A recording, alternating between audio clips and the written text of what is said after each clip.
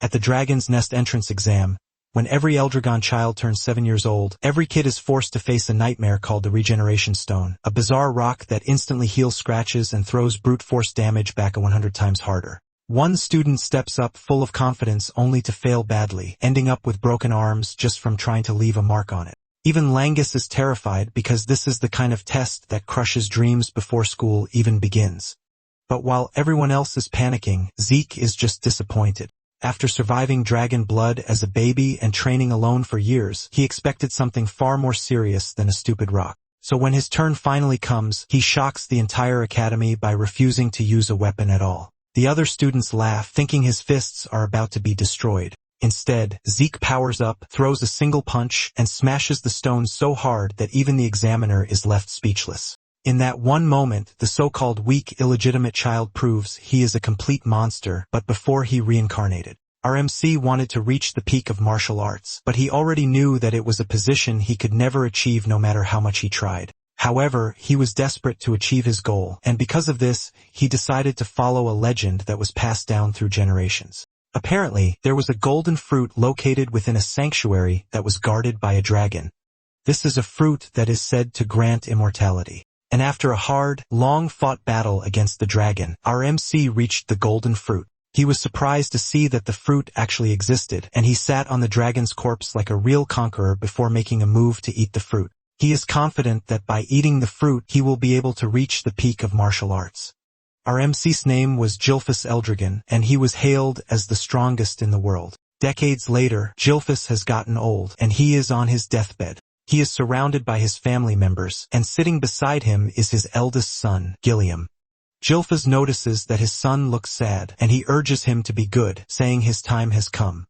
Gilliam is sad that he is about to lose his father just the same way he lost his mother. As he is about to pass away, Gilfus thinks about the immortality fruit and realizes that it was just a bunch of nonsense. However, he takes solace in the fact that he was blessed with a wife and children. He tells his children that he lived a good life and he has no regrets, although deep down this was a freaking lie.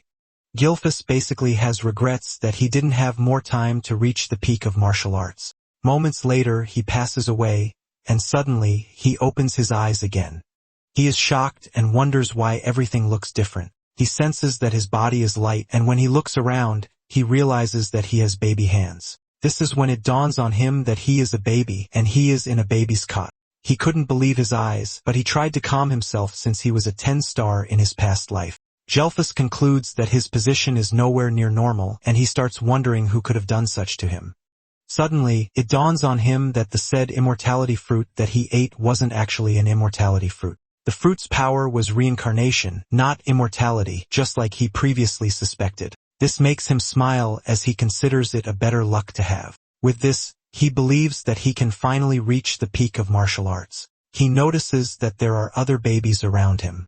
And since he's in a separate building, he figures out that he must have been reborn into the Eldragon family. However, he starts to wonder why there are so many babies in the room.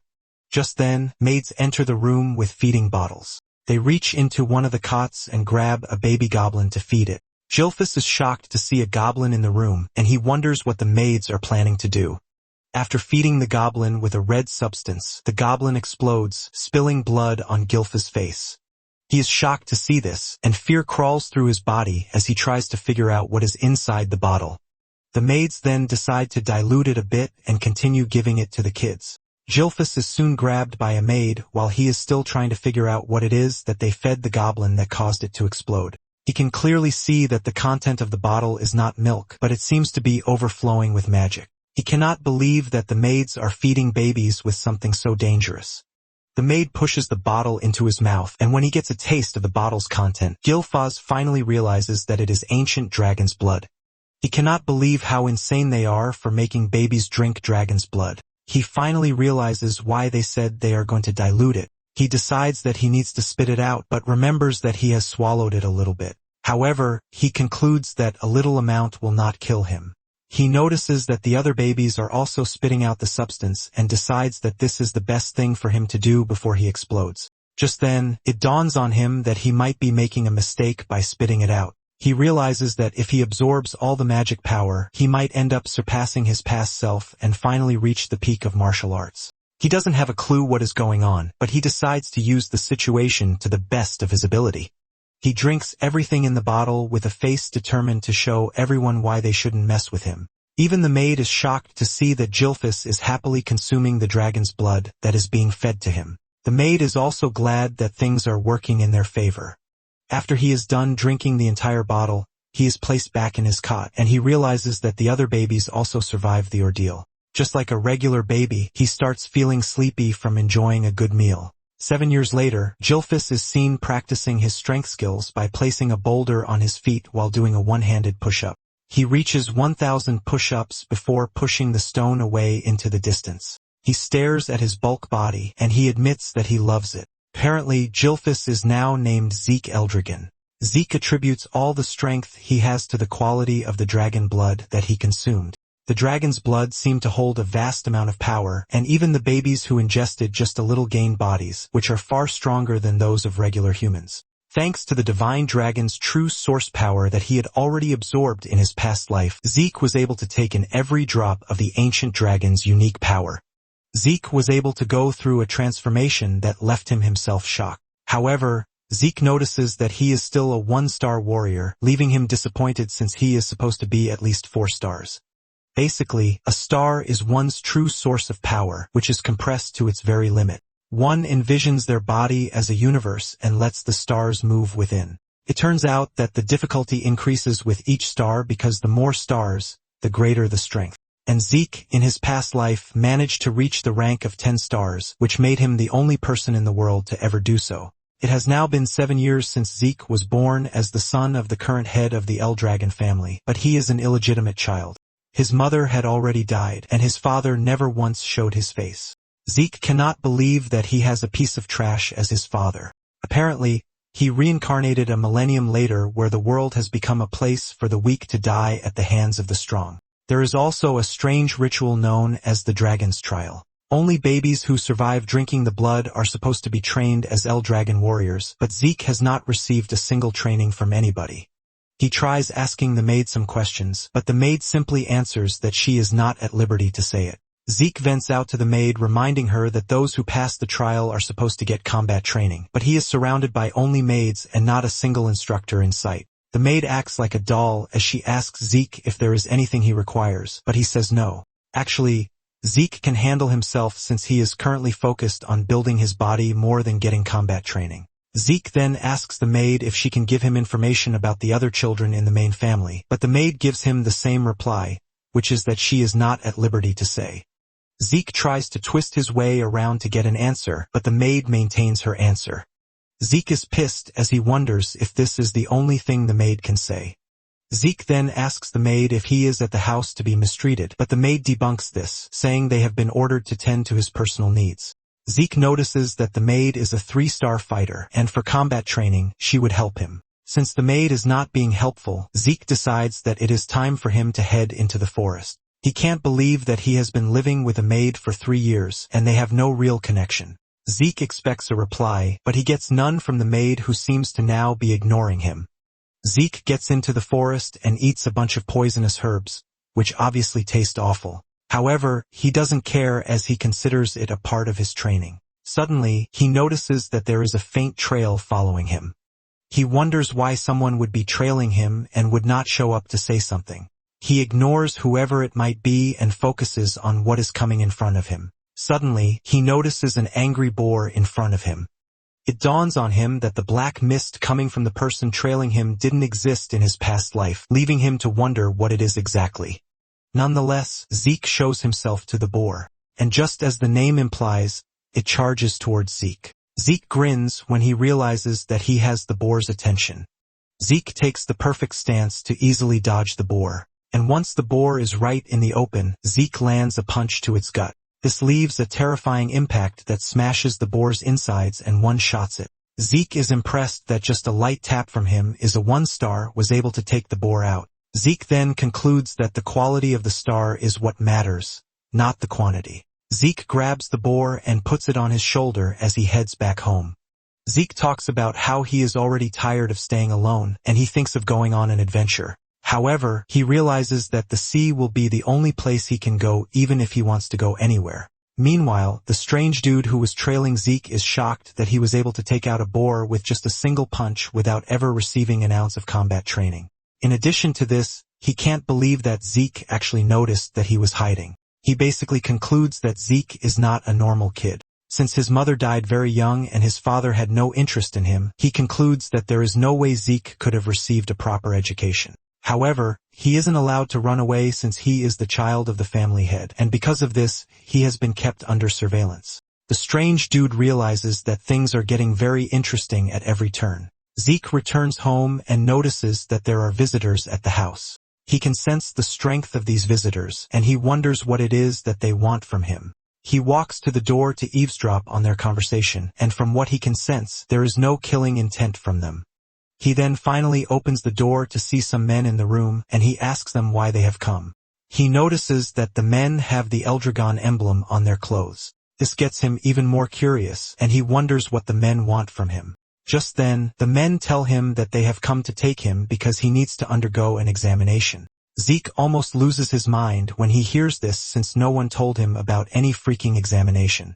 Soon afterward, Zeke is taken to the main house. He never expected that he would come back after 1,000 years since he had been away from there.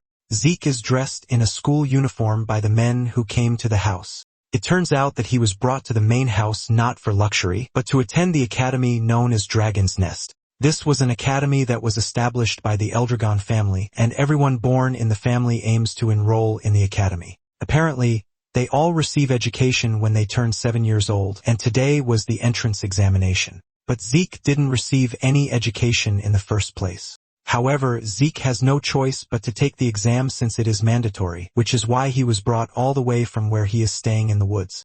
Zeke is frustrated by everything, and this causes him to bow his head in pain.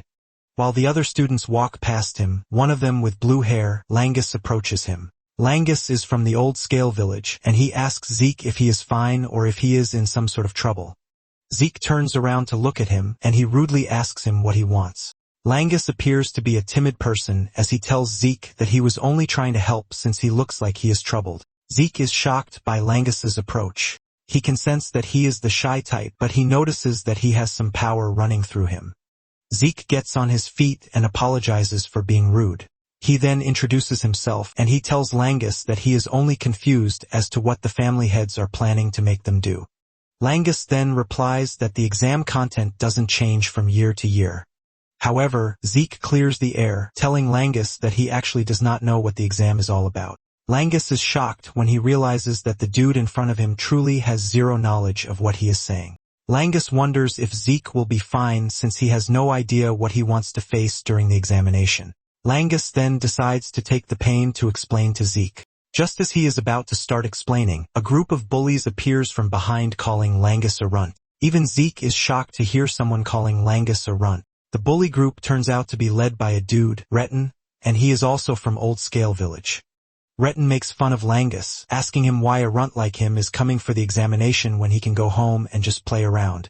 Langus still fails to catch the diss as he replies that he has come for the examination, but this only causes Retin to scream at him. Retin tells Langus that he is a piece of trash and that there is no way someone like him will ever get into the academy. Retin continues having a laugh at Zeke as he reminds him that his father is a mock dragon. Zeke notices that Langus is pissed as he can see that he has clenched his fist. Apparently, the Eldragon family has a hierarchy, which is established by an absolute monarch. The rookies are known as lesser dragons, the common soldiers are known as young dragons, and the captain class are the adult dragons. Sitting at the top are the elders or executive class, and they are known as the elder dragons. However, there is a level at the bottom which is reserved for trash, and they are called the mock dragons. The mock dragons are those who failed to enter the dragon's nest or those who could not graduate from the academy. They are basically referred to as fakes, but Langus wants to prove that people like him are not fakes. Zeke then decides to join the conversation, and he asks Retin how he knows that Langus is trash when he hasn't even undergone examination. Retin is shocked by Zeke's interference, and he asks him who he is and if he has a problem with him. Zeke replies that he is cool, but he just wants to know why Retin thinks it is impossible for Lang to enter the academy. Retin then replies that people like Lang are weaklings. Zeke is shocked to hear this, and he simply tells Retin that Langus is stronger than him and his gang of trash. This pisses Retin off as he asks Zeke if he is implying that they are beneath someone like Langus. Before the entire thing can blow up, an examiner shows up to tell the students that the entrance examination is about to begin.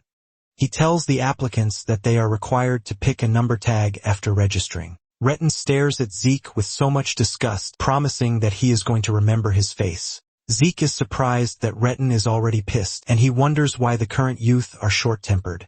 Langus is surprised to hear Zeke say this since they are all of the same age. Langus then adds that anyone would get mad if they were called weak.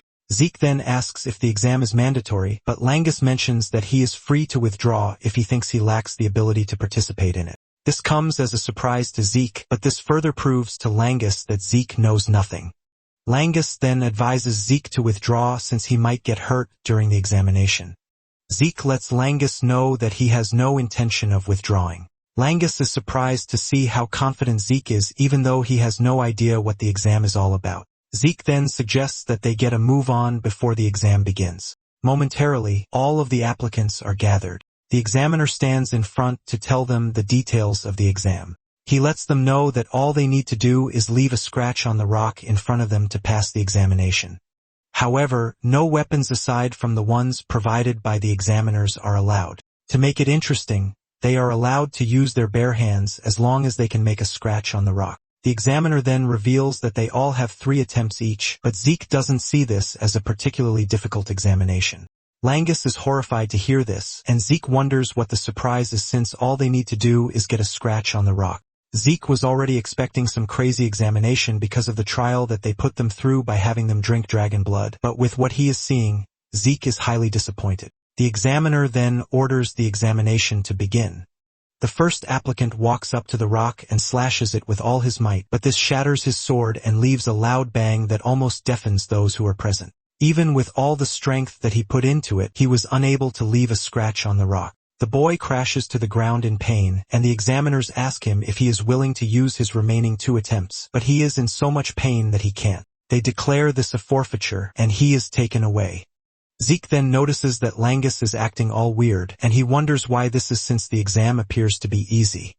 Zeke then asks Langus about the rock. Langus reveals that the rock is called the Regeneration Stone, and it can repair any minor scratch instantaneously. It also has the ability to reflect a damage impact by a 100 times over if attacked with brute force. Zeke concludes that the rock is pretty outrageous. Langus then mentions that one can actually leave a scratch on it if the ether source power within a person is properly circulated. With what he just heard, Zeke figures out that it basically falls on the proper handling of the ether source power rather than the individual's martial arts skill.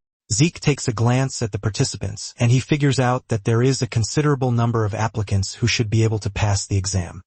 He notices that Retin and his guys are also strong enough to pass the exam. From where he is sitting, he can hear the applicants failing one after the other after their arms are broken from trying to leave a scratch on the rock. Momentarily, the examiner calls on number 315, which is Zeke's number. Langus fears for Zeke, and he urges Zeke to withdraw, but Zeke assures him that he will be fine. Zeke steps up, and once the examiner sets his sight on him, he senses an immense pressure and aura coming from Zeke. Zeke is asked for a choice of weapon, and Zeke replies that there is no need for one as he plans to use his bare hands. The examiner asks him again if he really doesn't want to use a weapon, and he says yes, assuring the man that his fists are enough to do the job. When the other students hear this, they start making fun of him, saying there is no way he is going to be able to get a scratch on the rock with just his fists. Even Langus doesn't believe in Zeke, as he genuinely believes that his arms and fists might get ripped off. Langus starts blaming himself, saying he should have tried to stop Zeke from participating in the exam. Since Zeke has made up his mind on what he wants, the examiner tells him to proceed. Zeke checks out the rock and admits that it is made up of a mineral he hasn't seen before. He concludes that it is something that formed after 1,000 years. He realizes that there are a lot of things that he doesn't know yet, but he decides to shift them all to the future. Zeke powers himself up, ready to punch the rock. With the amount of power he generated, he believes that it should be enough to do what he wants to the rock. The technique he prefers to use is called the Dragon Slayer combat technique form.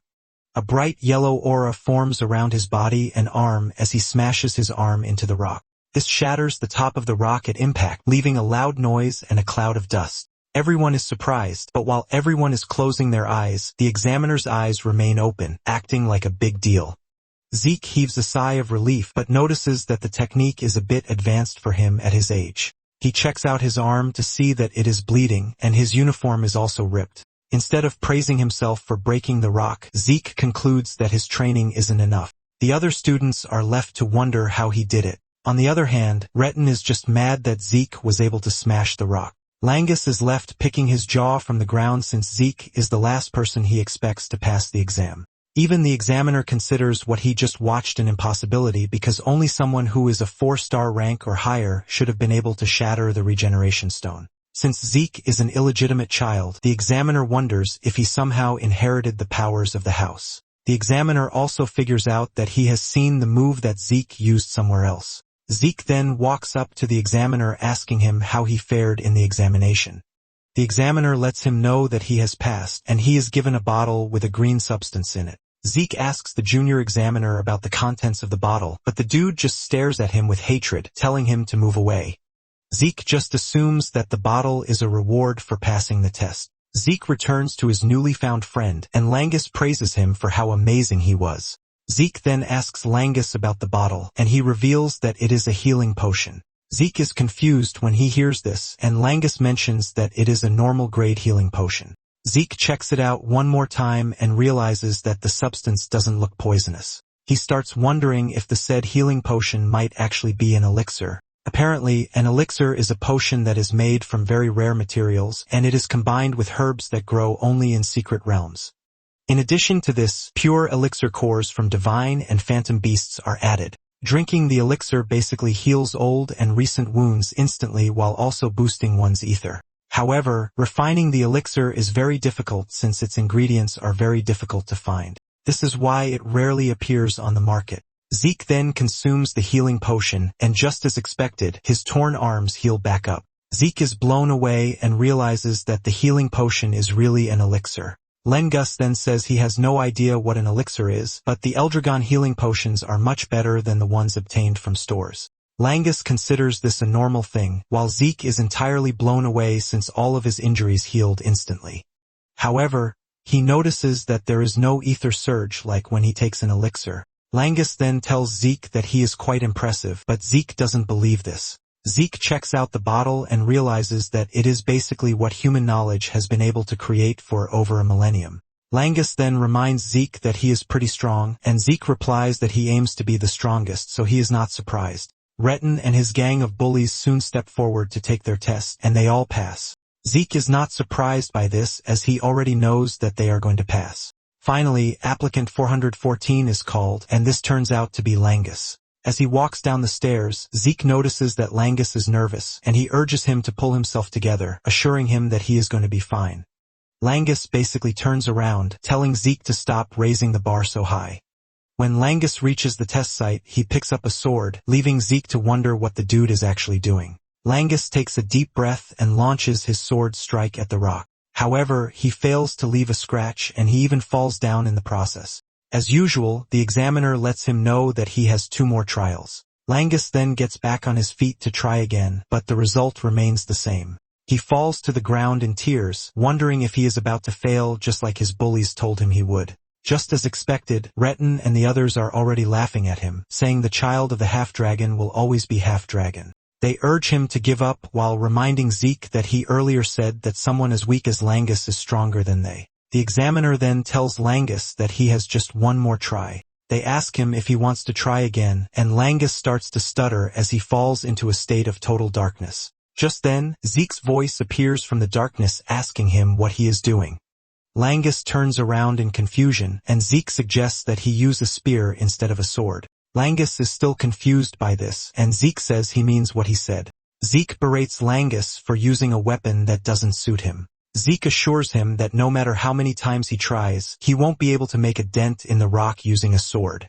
Retin and his friends start laughing at Zeke again, saying Langus was taught to use a sword from when he was a kid, and he never took spear lessons. At the same time, they believe that Langus will still remain his pathetic self even if he switches weapons. Zeke then asks the examiner if they are allowed to change weapons mid-test. The examiner assures Zeke that there is no problem in doing this. Zeke smiles at Langus, telling him that he is free to go ahead and use a spear. Zeke stands as a proper motivational speaker, asking Langus if he is ready to leave like a loser, but Langus says no.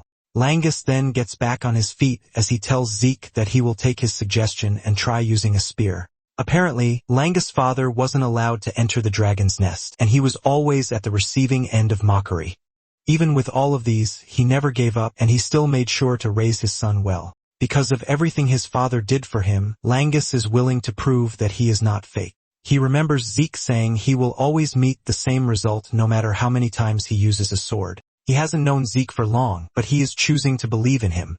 However, he doesn't know how he is supposed to use the spear, and Zeke just tells him to thrust it straight. He urges him not to think hard about it and just do it. Langus knows it is impossible for a first-time spear wielder to just hit the regeneration stone and damage, but he will never be sure if he doesn't try it. Even though he just met Zeke, he is choosing to trust him. Since Zeke believes in him, he also wants to do the same. Langus takes his stance, and he notices that the ether source energy flowing through his body is actually different from when he was holding a sword. Langus rushes toward the stone and hits it, leaving a massive shockwave. Retin and his gang of bullies start laughing, saying there was no difference even though Langus changed weapons. However, on a closer look, they realize that Langus was able to do it. They are shocked when they see this, and even the examiner cannot believe that Langus actually pierced the stone with the spear.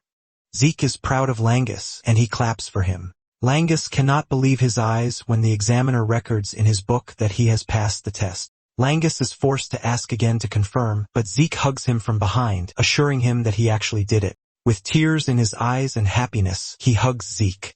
Retina and his boys don't want to believe that Langus actually passed the test, and they all believe that it is a stroke of luck. The examiner then screams at the top of his voice, telling the applicants that the exam is over and what is next is the entrance ceremony. When Zeke hears this, he is surprised. He can't believe that scratching the rock is the only test that they are going to require of them.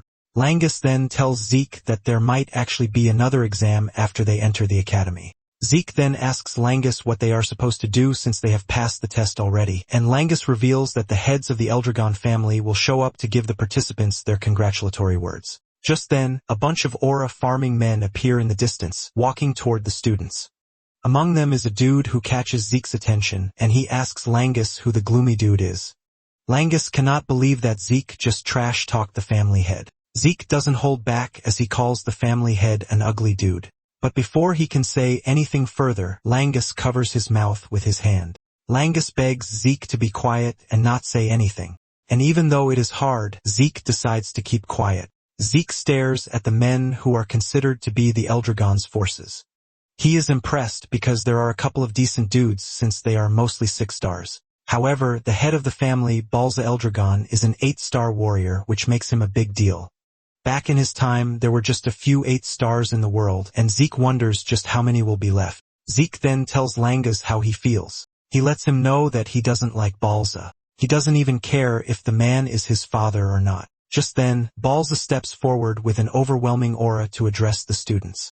He only says a few words to the students, and this is him telling them to become the flesh and blood of the Eldragon.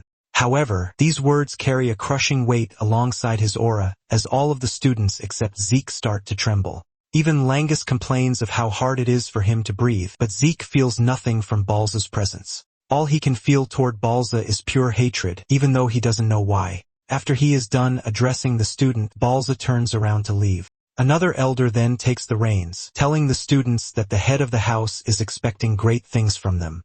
This person catches Zeke's attention too, and he starts to wonder who the blonde-haired elder is. Zeke figures out that Balza's departure has reduced the tension on the students a bit, but they all remain composed from the aftermath of Balza's presence. The examiner then steps forward to reveal that they are going to announce the dormitory assignments. Zeke is shocked to hear this, as he thought they would all be going to the same place. Langus then decides to explain to him since he knows nothing. He tells him that the academy has 4 dorms. The students are assigned to one of the 4 dorms, which are the East, West, North, and South dorms.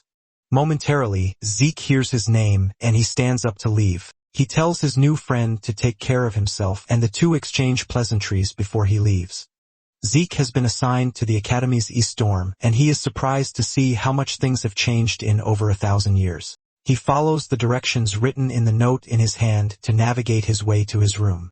He is worried that his roommate will be mad that he is coming in late, and this all happened because he got lost. He finally makes it to the door, and with all enthusiasm, he opens the door to announce his arrival and greet his new roommate. However, the enthusiasm and excitement die off when he sees who his roommate is. Zeke cannot believe that his roommate is none other than Langus. And when he sees the boy, just assumes that he has an unexplainable connection with him. Langus smiles while agreeing with him and also mentioning the fact that he was already feeling lonely. Zeke then asks Langus if there is no plan for the day, and he says there is none. Since their training session will start the next day, they have been instructed to rest. Zeke has no idea of this since he was not paying attention during the entire orientation session. He looks bright while admitting this, but Langus doesn't think it's something that he should be proud of. Langus decides to move past the entire scolding session and suggests that they get some sleep since they will be training the next day. Apparently, Zeke was initially planning to ditch the school and just go on an adventure, but the new things that he saw since he arrived at the school interested him. He has decided to stick with the house just a little bit if this will help him to learn more about the world after a millennium. A month later, the kids are undergoing intensive training under their tutor. They are being taught how to master the dragon's breath, which was made by the 15th head of House Eldragon. The tutor tells them that they need to master the technique so that they can use it in any situation. The tutor moves around keeping an eye on the kids. He notices that some of them have mastered it, and one of them is Laika, the head of the house's daughter. Apparently, she is already skilled enough to be classified as a second star. However, he is more interested in Zeke. While everyone else is struggling, Zeke is carrying a boulder on his head while holding 2 dumbbells that have small boulders on them too. The tutor starts to draw closer to the fact that Zeke inherited the head's power. However, he wonders how he is able to master everything since he had no teacher who could have put him through. The teacher can only wonder but couldn't come to a conclusion. On the other hand, Zeke is thinking about how the breathing technique, the Dragon King's breath that he invented, has been modified and passed down as dragon's breath. Apparently, breathing techniques are ways to draw ether from the air into one's body and pass it around, which ultimately helps to enhance the ether. However, the optimal level depends on the user's skill and creativity. This is the reason each noble house refines its own style and keeps the finished technique secure.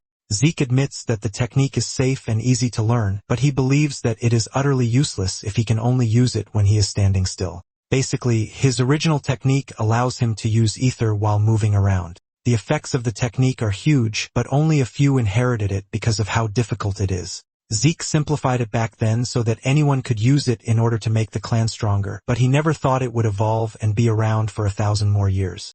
Zeke is impressed by this, and he believes that there might have been other martial arts techniques that have changed over time too. After the training session, the kids head to the dining hall to eat. While everyone is struggling to eat due to tiredness, Zeke is munching on his food without a care in the world. He notices that Langus is looking drained, and he urges him to eat his food because he won't be able to move optimally if he runs out of energy. Langus is forced to ask Zeke how he is so full of energy when everyone else is drained. Zeke disses Langus, telling him that he is just a weakling. He urges him to eat more and train harder. While lecturing Langus, Zeke notices that some of the kids who are well-trained are actually eating their food. Just then, Zeke is approached by Laika, and because Zeke doesn't know her, he straight up asks her who she is. Langus almost chokes on his food when he hears this, and he quickly moves to Zeke to whisper in his ear. He tells him that Laika is the head's daughter, but Zeke innocently tells Lang that he had no idea. Lang is almost dying from pressure as he tells Zeke that they are not even supposed to be talking to Laika. Zeke just stares at him like a fool while telling him that he is also the head son even though he is an illegitimate child. Langus and Laika are both shocked when they hear this, and Laika asks him if he is telling the truth. Zeke calmly replies that he has no reason to lie. Laika then asks him how he was able to get strong enough to smash a regeneration stone with his bare hands. Laika is genuinely interested, but Zeke just replies that he was able to do it because he is just a cool dude. Zeke notices that Langus is totally out of his zone, and he calls him back out of it, telling him to eat his food. Laika then moves closer to Zeke, asking him if he would like to join her. Zeke is confused by what she means, and Laika says it plainly, urging Zeke to become her subordinate. Laika tells Zeke that she is going to become his backer since he is an illegitimate child, and he would obviously want allies. Laika wants Zeke to assist her in becoming the next head using his power, and she promises to reward him generously when she becomes head of the family. She sweet-talks this, but Zeke calmly tells her that he is not interested in the offer. When Laika hears this, she assumes that Zeke is also aiming to become the head of the family, which is why he is rejecting the proposal. While she is busy spewing her trash, Zeke is observing her, and he sees that she is already on the verge of becoming 2 stars, and he considers it something impressive for her age. Zeke finally opens his mouth to tell the girl that she is free to do whatever she likes because he is not interested in anything that concerns the family. Laika is shocked to hear this, and she gets more persistent as she asks Zeke what he really wants. Zeke is pissed off, and he angrily stabs the table with his table knife while unleashing a scary amount of pressure from his body tell Laika that he has no interest in serving anyone. Zeke says he wants to be alone because he is obviously the strongest. Laika can feel the pressure from Zeke, leaving her utterly shocked. She cannot believe that Zeke's aura is actually scaring her. Zeke continues munching on his food, while Langus tries to calm the situation. Laika then loses it and she challenges Zeke to a duel. Zeke is surprised by this, but he is not one to shy away from a challenge. In no time, the news about the duel spread among the students that Laika is having a duel at the training grounds. The students rush over to watch the duel, and while Langus is freaking out, Zeke is acting very casual. Langus tries to remind Zeke that he is about to fight Laika, but Zeke simply replies that he has no idea who she is. Zeke then notices that Laika is also acting formally, and he asks him why this is. Well, genius, this is because you are the head's son, Laika says. Zeke then asks Laika what it is that he wants from him. Zeke tries to explain the situation to him. He says Laika is Balz's daughter, and she also has Typhona blood, which is basically one of the 4 great houses backing Eldragon. Langus says Laika is a genius because she was able to master every form of swordsmanship that comes from House Typhona. Zeke just stands there casually while telling Langus that the only thing he is aware of is the fact that she is Balz's daughter. Zeke starts laughing, saying that not knowing actually adds more juice to the entire thing. He considers it an exciting turn of events, while Lang scolds him that there is no way he is going to win against Laika. Lang asks him why he accepted the challenge in the first place, and Zeke says it is obvious that he is expected to accept if he is challenged to a duel. In addition to this, Zeke stares at Laika, and he concludes that she looks readier for the duel. Laika then screams at Zeke to stop chattering while staring at him with her sword pushed into the ground like a proper warrior and asks Zeke if he is ready to be taught some really good manners. Since the two are ready to fight, Lang leaves the arena for them. Lang urges Zeke to be careful as he runs away. Now that they are alone, Zeke asks Laika why she is so hell-bent on fighting him. Laika replies that she is aiming to be the next head of the house and to claim the said seat. She wants to defeat Zeke and make him serve her. Zeke is shocked when he hears this, and he starts wondering what it is everything has to do with him. Laika is surprised that Zeke is acting all nonchalant, and she asks him if he doesn't know the truth about his family because he is an illegitimate child. Zeke is about to tell Laika that he knows when she cuts him off. Laika explains that including Zeke, there are 5 heirs competing to be the next head.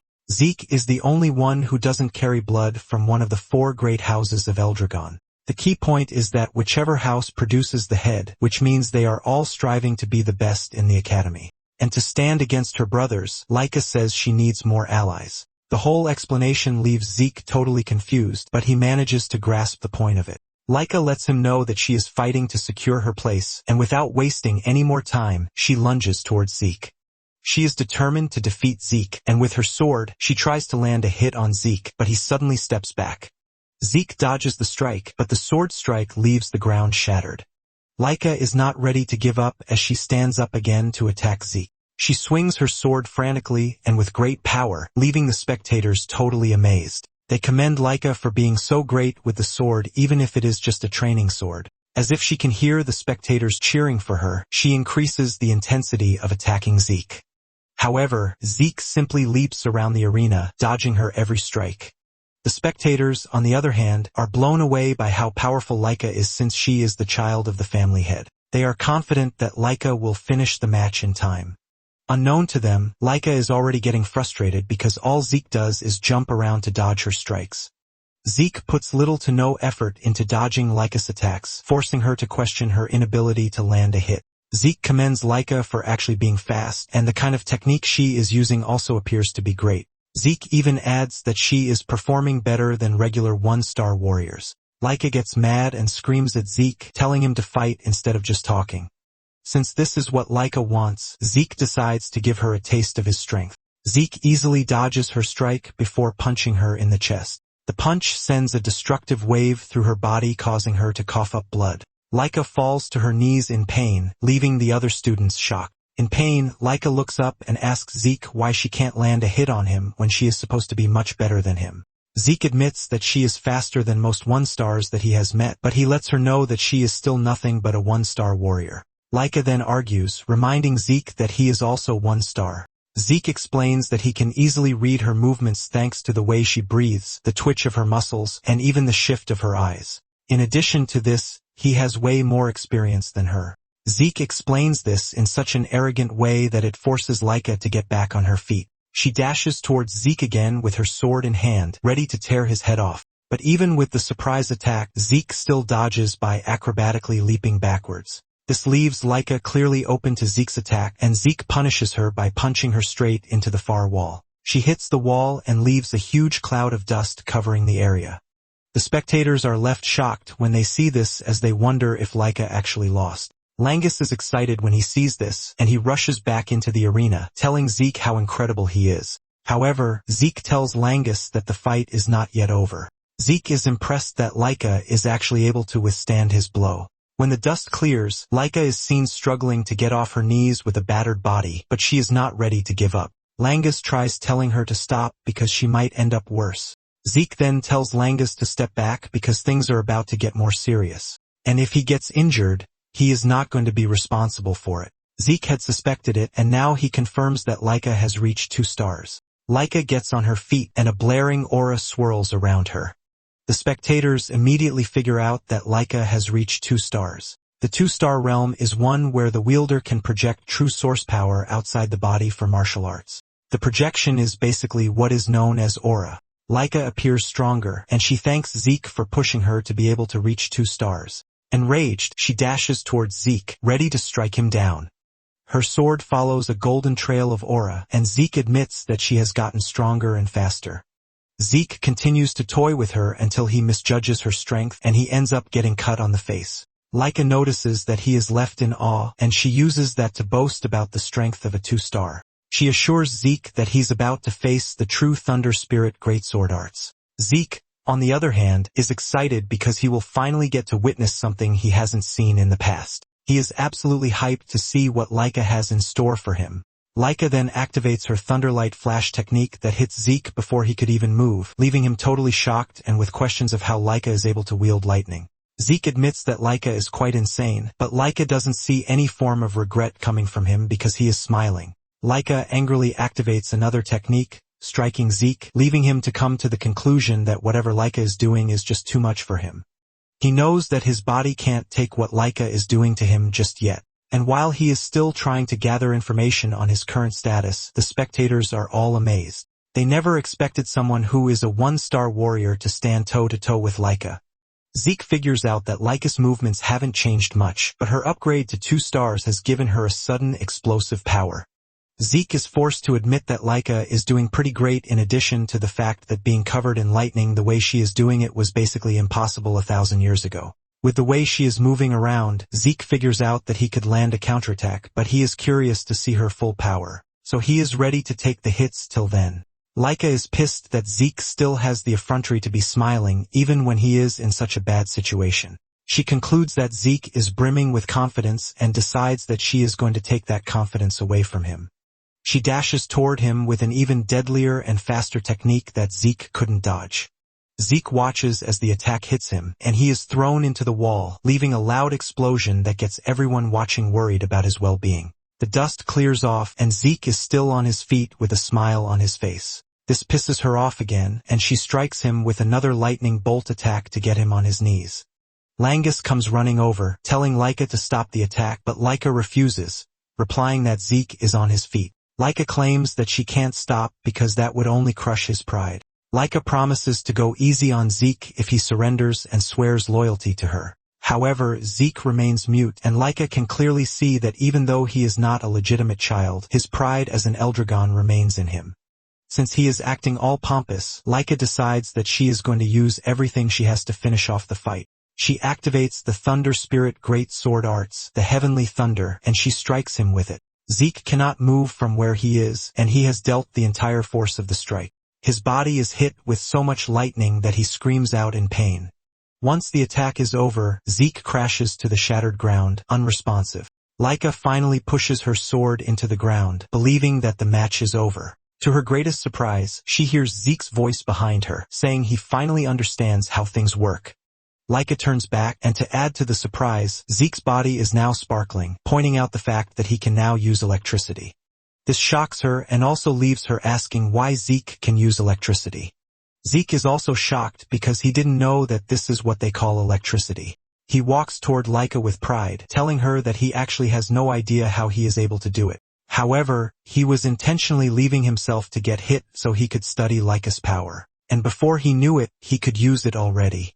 Even with his explanation, Laika is still ultimately confused because what Zeke says should be impossible. All Zeke knows is that as Laika was hitting him with her attacks, he was constantly using his Dragon King's breath, and the lightning energy ended up reacting to his king's breath. This eventually built up lightning inside him, and in no time he found himself controlling lightning. Zeke tells Laika that he might not know all the details, but he figures out that Laika has a rare body since the Great Sword Art is a family technique. Zeke decides to assume that her entire clan has the same constitution as her, and he has also learned a great lesson that source power itself can be fused with lightning. Zeke then adds that it is all thanks to Laika that he has managed to become 2 stars. With this, Zeke confidently tells her that the fight isn't over yet. Laika angrily swings her sword at him, but Zeke only smiles and activates his lightning powers. Zeke then jumps so fast that he couldn't control his body. Since his source power has been infused with lightning's properties, his entire muscles and nerves are stimulated, giving him more strength. Zeke considers it a special trait and concludes that he is going to get the hang of it in no time. Meanwhile, Lagnus can only watch from the sides as the two battle each other, and he is barely keeping up. Lagnus soon realizes that Zeke is already dodging Laika's strikes pretty effortlessly. Laika is frustrated about the whole thing, leaving her to ask Zeke if he is trying to mock her, but he says no, telling her that he actually sees her as a real threat. Laika swings her sword to a great distance just to try and catch him off guard, but he still dodges the strike, and he decides that it is time he finishes off the battle. Zeke mentions that to finish the battle, he is going to create a new technique even though it's been a long time since he's done that. Laika is confused when Zeke says this, and Zeke lets her know that it is just as she heard it. He is going to create a new technique or a special form, to put it simply.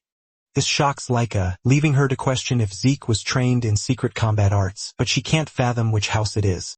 Zeke notices that she is completely lost in her thoughts, and he uses the opportunity to charge toward her at great speed. Zeke hits her with his newest technique, the dragon-slaying arts, Tempest of Thunder. With a powerful combination of lightning bolts, Laika falls to her knees, and Zeke smiles, saying the match is over.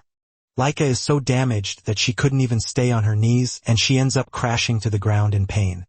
Laika crawls toward her sword because she cannot believe that she just lost, and she is aiming to surpass her brothers to become the next head of the house. While she is busy scolding herself, Zeke walks up to her, telling her that she was actually strong because she provided him with a really tough fight. Zeke mentions that he likes learning new things, and he doesn't consider the time of the battle a waste. With a smile on his face, he asks Laika if they will get another chance to duel again. In fact, he wants them to still engage in another duel in the future. But while saying this is just staring in horror and shock. A few hours later, Laika's father, Balza, is seen in a dungeon wiping out monsters as if they were nothing. Just the first form of his dragon combat arts is enough to take out a whole horde of monsters without stress. He is doing his thing when a messenger enters the dungeon to tell him about the latest report concerning his daughter. He lets Balza know that his daughter, Laika, has advanced to 2-star, but Balza is not moved by this. The dude tries telling Balza that Laika's advancement is a really huge feat for her age because as things stand, she might reach 5-star before she graduates. Balza then clears the air saying talent is nothing unless it is put to use. He urges the dude to come back with more news when she has finally used her new power. Just then, the dude tells Balza that Laika just lost a fight, and Balza assumes that she fought a senior. However, the messenger tells him that the person who defeated Laika was his illegitimate son, Zeke. Balza remembers Zeke because of the woman who birthed him. Balza admits that Zeke's mother actually had talent, but he knows that his mother was long dead before he was born. This leaves him wondering how he was able to acquire the skills that he used in defeating a 2-star. The messenger then mentions that the beautiful thing about the entire thing is that Zeke got to 2-star on his own. He didn't have anyone mentoring him, but he kept pushing forward. Upon hearing this, Balza decides that it is time they begin the first trial. The dude is shocked to hear this, and he tries to remind Balza that it is too early, but Balza doesn't care. He says death comes to all equally, and only the strong are allowed to survive. Balza says anyone who is not able to survive the first trial is absolute trash and deserves no future. The officer has no choice but to follow his boss's order. Balza adds more shocking orders to what he is passing out by telling the officer to summon Freya. He is forced to ask again, and Balza confirms this, saying he wants Freya to be the one to oversee the trial since Zeke happens to be an interesting kid. The officer acknowledges the order and walks away. But as he does, Balza finally shows his excitement to see what Zeke has in store for him. Later on, Zeke and the other students are in the training ground following the teacher's instructions. However, Zeke is doing his own thing by carrying boulders 5 times his size. He is busy working on his breathing technique while the other kids are practicing the dragon's breath. The breathing technique he is learning is considered simple to him, and he expects kids to be able to even learn it.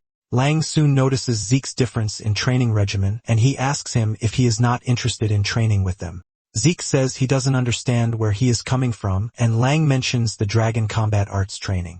Zeke then calmly replies that he has already learned it, shocking Lang. Langus argues with him because they just taught them moments ago, and there is no way he has already mastered it. Zeke then decides to give him some lessons about his ether flow and how imbalanced it is. Zeke drops the heavy boulder that he is carrying on his head and tells Langus to turn around. Langus does this, and Zeke hits him from behind, passing some really good ether energy into him. Zeke tells Langus that what he is feeling is the proper channeling route. Langus can immediately feel the difference, and he thanks Zeke for his help. This is when it finally dawns on Langus that Zeke actually mastered it, but Zeke is pissed that Langus even doubted him. Langus quickly clears the air, telling Zeke that he misunderstands him. Langus mentions that he has never been taught by anyone besides his father, which is why he has always had to push himself. However, Zeke is already strong enough to defeat Laika on his own. Langus assumes that the dragon combat arts are simple and boring for Zeke, but Zeke says this is not the case. Zeke mentions that the stability is actually quite impressive. Basically, dragon combat arts was once talked down on by his sons who claimed that it was too complex and difficult. Even though it is complex, it is a combat art of overwhelming power that has several fighting forms incorporated into it. In addition, Zeke has just gotten a new form thanks to his fight with Laika.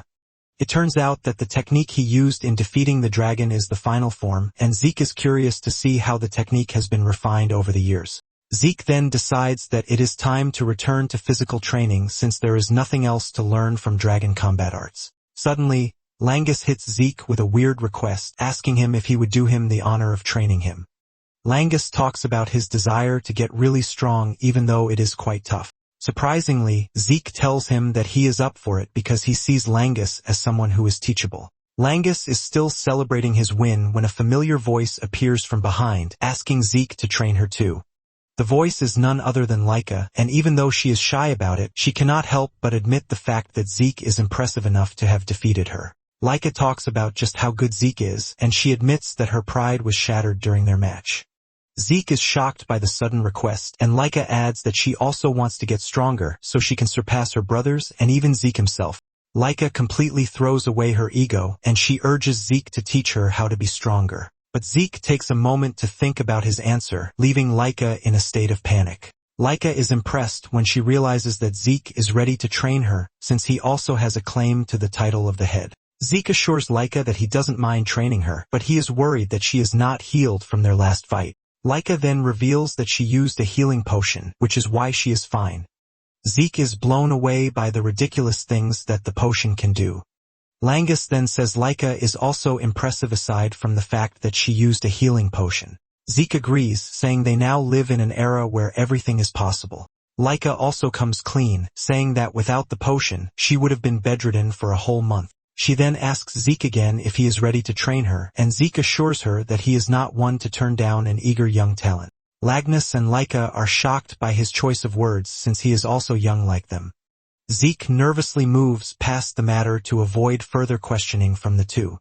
Zeke then asks Laika if she is sure about receiving training from him because he is the one who beat her up in the first place.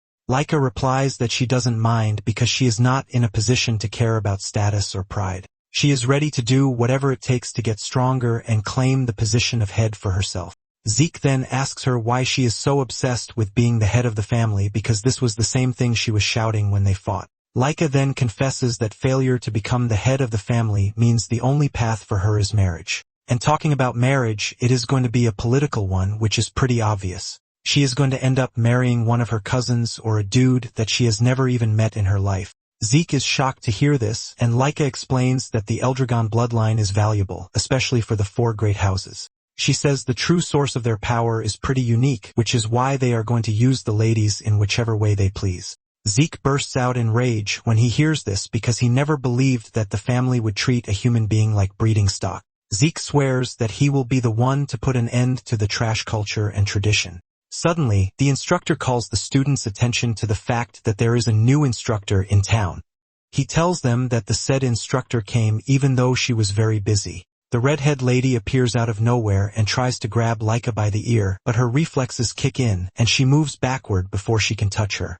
The lady commends Laika's reflexes, saying they are pretty sharp. Lengus, on the other hand, is trembling from fear, and he grabs Zeke because he couldn't even sense her. The instructors finally introduce the mysterious lady standing in front of them as Freya. Freya is a member of the Black Dragon Corps, and she smiles, saying it is nice to meet the students. Freya notices that Zeke is not surprised, and she mentions this. Zeke shatters her ego, telling her that there is nothing to be surprised about. However, Zeke smiles, telling Freya that she has an intriguing skill. Freya finally understands why the head of the family has been concerned. On the other hand, Zeke is more interested in Freya's martial arts than her annoying concealment skill. Zeke notices the flow of power in her legs and realizes that he has not seen anything like it before. Zeke is already eager to get it on with Freya because she appears to be really interesting.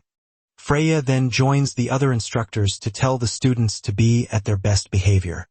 The head instructor also mentions that Freya is a 6-star dragon, and he urges the students to pay attention. The other students are shaking and trembling from Freya's amazing power, unlike Zeke, who doesn't really care. The students ask Freya if she's going to teach them her skills, and she says yes, but tells them that they are going to have to pass her test first. The students panic when they learn that there is a test involved, but Freya assures them that it is an easy one. She brings out a crystal orb, and she tells them that they have to take the orb and then spend a whole month on Poison Dragon Mountain. This sends another wave of panic among the students, but Zeke remains calm as usual. He realizes that it's been a long time since he heard the name. The Poison Dragon Mountain is a place that is home to countless venomous beasts. Even the plants on the island are so dangerous that brushing past one of them means instant death for an ordinary person. Zeke remembers that he used to train there in his past life. He wonders if the mountain is not too much for the kids. Freya reveals that anyone who goes missing or breaks their crystal orb during the test is automatically disqualified. One of the students then asks what will happen if they fail the test, and Freya lets them know that they are automatically expelled. As for the poison, she tells them that they can control their breath with the dragon's breath technique. She assures them that they will be fine as long as they keep their orbs safe. Laika protests, saying there are monsters on the mountain, and Freya coldly replies that it is up to them to kill the monsters. It is basically a game to survive for a month or die in the process. The students start to panic, but Freya urges them to calm down because they still have 5 days before the test. In the course of 5 days, they are expected to choose and learn one of House Eldragon's basic martial arts to help them survive on the mountain. She assures them that once they have a fighting style, it will be easy for them to survive. However, she lets them know that she won't be taking responsibility for whatever happens if they can't master the fighting style in 5 days. One of the students asks if Freya will step in and help them if they are in danger, but she tells them with all seriousness that they are on their own. Freya believes that the test is very easy and that they should be able to clear it without much difficulty. Zeke is shocked by everything he is hearing, leaving him to wonder if the family has really gone down the rabbit hole. Freya then calls them forward to start picking out what manual they want. Langus is confused about what to pick, and Zeke urges him to pick the spear manual. He reminds him that he used one during the entrance examination, and hearing this, Langus makes his decision. Zeke also notices that Laika is confused about what to pick, and he tells her to pick the axe manual. Laika is shocked, and she asks Zeke why she should pick the axe manual. Zeke strolls away, telling Laika that it is going to cover what she is currently lacking. Since this is Zeke's advice for her, she decides to go with it. Once they have all picked what they want, Freya tells them to train on it for the next couple of days. Freya assures them that failure to do this means nothing but certain death. Suddenly, Freya adds one more rule to make things spicy. She tells them that during the test, senior students from the inner building will be trying to steal their crystal orbs. The seniors who will be joining them have just one job, and this is to steal their orbs. Freya then tries to make things make sense by saying there are more of them, so they should be fine. Lengus almost loses his sanity when he realizes that they will be fighting monsters and upperclassmen at the same time.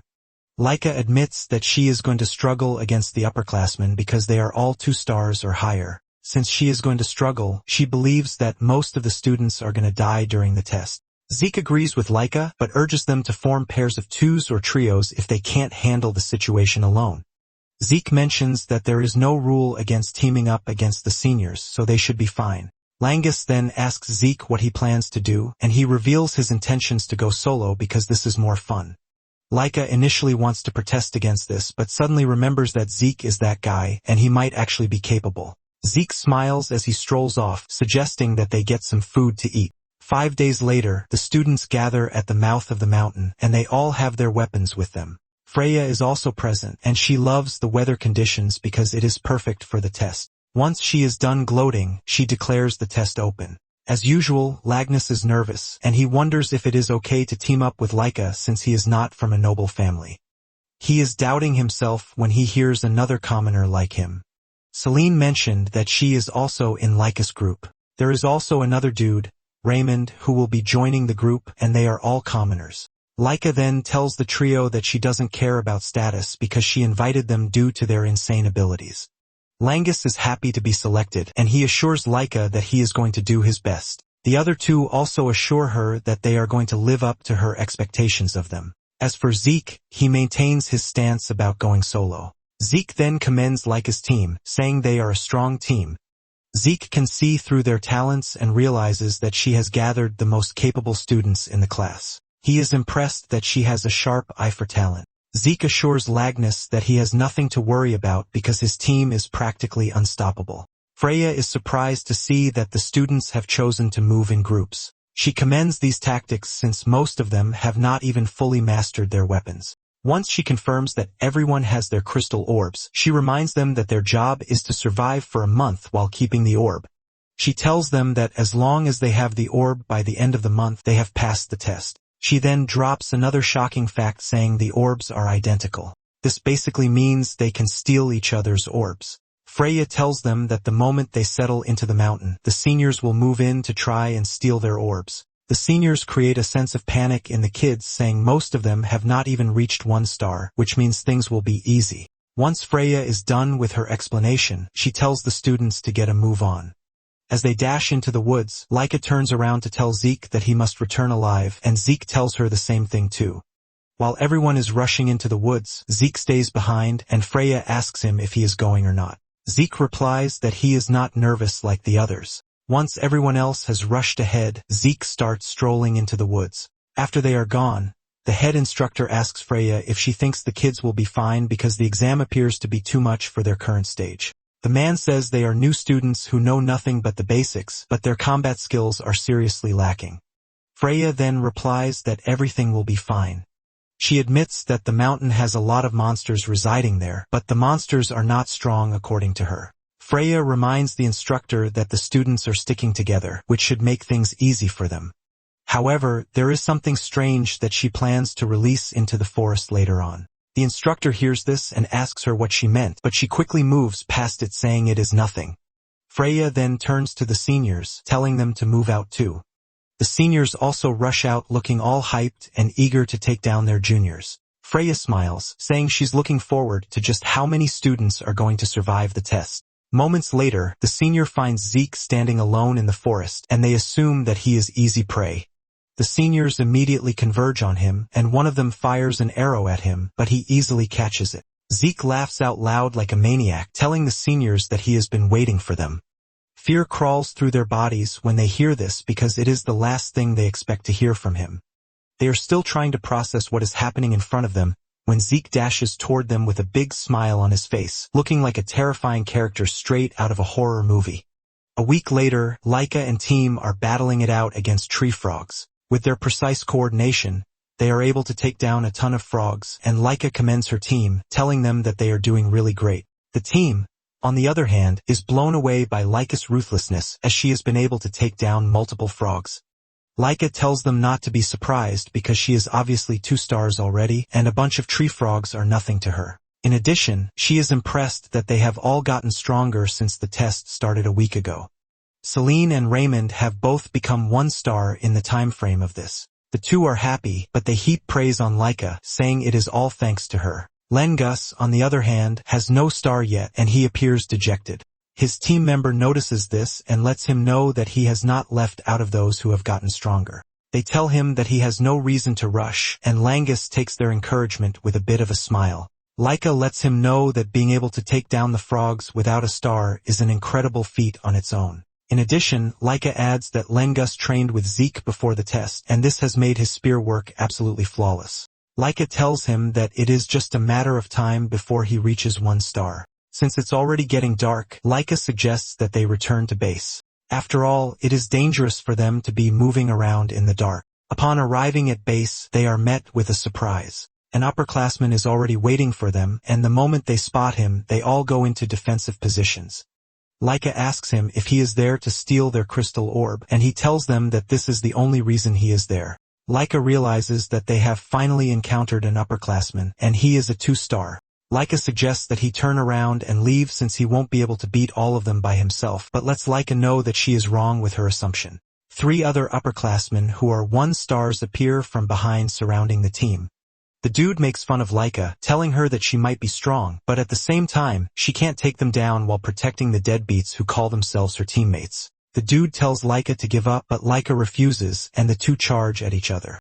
Laika tells the others to stay safe until she finishes up with the 2-star dude. A fierce battle ensues between the rest of the team and the upperclassmen. The upperclassmen urge the team to quietly surrender their crystals, but none of them is ready to do this. Langus finds himself facing off with one of the toughest 1 stars there, and he starts contemplating what to do.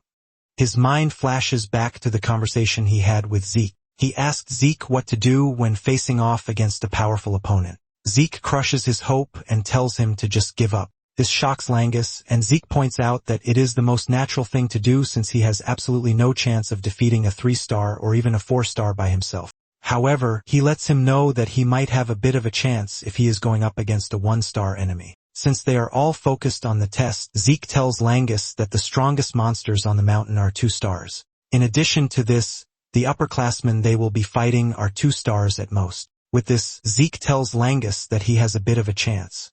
Zeke tells Langus that the tactic is nothing too complicated. Zeke says all he needs to wait for is an opening, and this confuses Langus. Zeke says he has a chance to flip the battle in his favor against a 1-star. Langus asks him how he is supposed to find an opening, and Zeke says all he has to do is keep enduring. Zeke explains that his only choice is to endure until the opponent finally leaves an opening. Langus is horrified by this, and Zeke reminds him that he is going up against a stronger opponent, which means he has no chance of creating an opening by himself. Zeke says he has to endure even if he is dying because failure to do this means he has absolutely no chance. Zeke assures him that with his current level, he should be able to endure against someone as strong as Laika. Langus is skeptical about the whole thing. Zeke tells him that he has to have faith in himself to make it work. In addition to this, Zeke tells him not to overthink it. Zeke says he doesn't need to overthink about finding an opening because his opponent will leave one at the right time. With this, he is going to get the chance to take him down with his spear. Now that Langus is facing off against a stronger opponent, Zeke's words echo in his head, and he admits that he is weaker, but he has to endure and wait for an opening. After minutes of trying to get through and failing each time, Langus's opponent gets frustrated and leaps into the air, aiming to strike him down from above. However, this provides the opening that Langus has been waiting for, and he drives his spear straight into the dude to knock him out. This shocks the dude, who can't believe his eyes, and at the same time, Langus jumps into the bandwagon of one-star warriors. At the same time, Laika is dealing severe punishment to her opponent even though he is a 2-star too. Laika is able to do this thanks to the sword techniques that Zeke advised her to learn. Laika overpowers her opponent and strikes him down for coming after her and her team. After taking care of the dude, Laika runs back to her team only to find out that they have won their individual battles too. The team celebrates, and they also congratulate Langus for reaching his 1st star. He appreciates the gesture and admits that he is very happy. Laika is confident that they now have a better chance at handling tougher opponents now that everyone on the team has a star. After the battle, Laika reveals her curiosity about how Zeke is coping. Unknown to them, Zeke is beating the upperclassmen up like they are a Cherokee drum, and those who can escape from him basically categorize him as a terrifying monster. As they run away from Zeke, he wonders why there is no one with the courage to stand against him. But the seniors just can't believe that a first year is hunting them down when they are supposed to be the hunters. One of them soon trips and falls, giving Zeke an easy chance to catch up to him. And with an overwhelming pressure in his voice, he tells the dude to stand up and fight. The pressure from Zeke's voice is so overwhelming and scary at the same time that it causes the dude to faint. Zeke mocks them for being so scared when they were boasting at the start of the whole thing. Zeke also notices that he is being watched by an instructor in the distance, and he urges the dude to come closer and watch him since his only job is to observe. However, the dude remains behind cover, and since he is not ready to interfere, Zeke decides that he is going to continue having fun with the seniors. The instructor is left stunned by what he just witnessed because Zeke is not just chasing upperclassmen, but he even noticed his presence. The dude immediately figures out that he has to report the whole thing to Freya, and moments later, the instructors gather to give their report. The instructors tell Freya that it's been a week since the test began, and at present, around 30% of the 7-year-olds have dropped out. However, they believe that the ones who remain are adapting pretty quickly, so they don't expect the numbers to drop much further. Freya is pleased to hear this, and she asks about the upperclassmen, but she gets a moment of hesitation from the instructors. Freya yells at them to stop stalling and say what they want to say. The instructors manage to force it open, telling Freya that the upperclassmen are running away. Freya is shocked by this since there shouldn't be any monsters on the mountain that should be strong enough to make upperclassmen flee. She then asks them what the upperclassmen are running from, and the instructor from earlier mentions that the seniors are running away from Zeke. Freya is surprised to hear this, and the instructor lets her know that Zeke is attacking the upperclassmen. He reveals that they initially fought back, but at the moment, every one of them is on the run. They let Freya know that Zeke is gladly taking down the upperclassmen, and he is even hunting them. They let Freya know that this is pretty unusual because it has never happened in the past. One of them agrees to this, saying Zeke is probably abnormal because he is the head son, which is why he has gone beyond the level of a prodigy and straight up become a monster. Freya admits that she thought Zeke was strange because he moved alone and took his sweet time getting started, which means from the very beginning, Zeke never saw himself as the prey but the hunter. Just then, Freya's package finally arrives, and she tells them to unload right where they are. The instructors freak out when they see what she's about to do, telling her that the kids won't stand a chance against a 3-star monster. With a casual smile, Freya tells them that there is nothing to worry about because they have made special adjustments. They ask her what she means by this, and she mentions that the monster only targets those who are 2-star class or stronger, which means it would only go after Zeke and Laika, so the normal kids won't be in danger. The instructors then ask her why she is choosing to do that now, and she mentions that it is an order from the head of the family. Deep down, Freya is excited to see what Zeke is made of, and she tells the instructors to release the monster at dawn. The next morning, the kids feel a strange presence, and they all figure out that something strange is going on. Some assume that it is a big monster like a large anger boar, but Laika is not worried about whatever it might be. Suddenly, Laika notices a tree falling in their direction, and she quickly gets her colleagues out of the way. By the time they get themselves back together, there is already a golem staring down on them, sending shivers down their bodies. Meanwhile, Zeke has also noticed the strange presence just when he started complaining that there is no one to face him. When he senses the danger, he figures out that they might be trying to send a message by releasing such a monster. He is not worried, but he thinks the other kids would have a hard time dealing with whatever monster is out there. He wonders why such a monster was not taken out by the instructors before the test, but he figures out that it was purposely let loose. The moment he realizes this, Zeke lets off a big smile because he believes that he finally has the avenue to enjoy himself again. He immediately gets off his arse, and he heads toward the 3-star monster to have fun with it. Back at Laika's camp, they are busy fighting the monsters, but her colleagues can't even scratch the monster. Laika then unleashes her Thunder Flash skill to slash the golem, and surprisingly, it leaves a small crack upon impact. Laika immediately figures out that only an attack infused with aura can damage the monster, which means only a 2-star or higher can take down the golem. The others ask Laika what they should do, and she tells them to run while she distracts the golem. They are shocked to hear this, and they let her know that they just can't leave her behind, but she reminds them that their presence is only going to slow her down. She tells them to look at the spot where she hits the golem, saying there is a crack, while the others couldn't even scratch it. They agree with her, saying they might not be able to hurt the golem, but they can still support her so she can easily land her blows. Surprisingly, everyone on the team vows to stay with Laika, telling her that they are going to support her. They assure her that they might have a chance to defeat the monster if she leads and they support from the rear. With this, Laika finally agrees that they back her up. Laika then dashes toward the golem, and she is protected by the shield dude so she can easily get behind the golem. Once she is behind the golem, she unleashes great sword arts, the heavenly thunder, and delivers a powerful strike to the golem's body.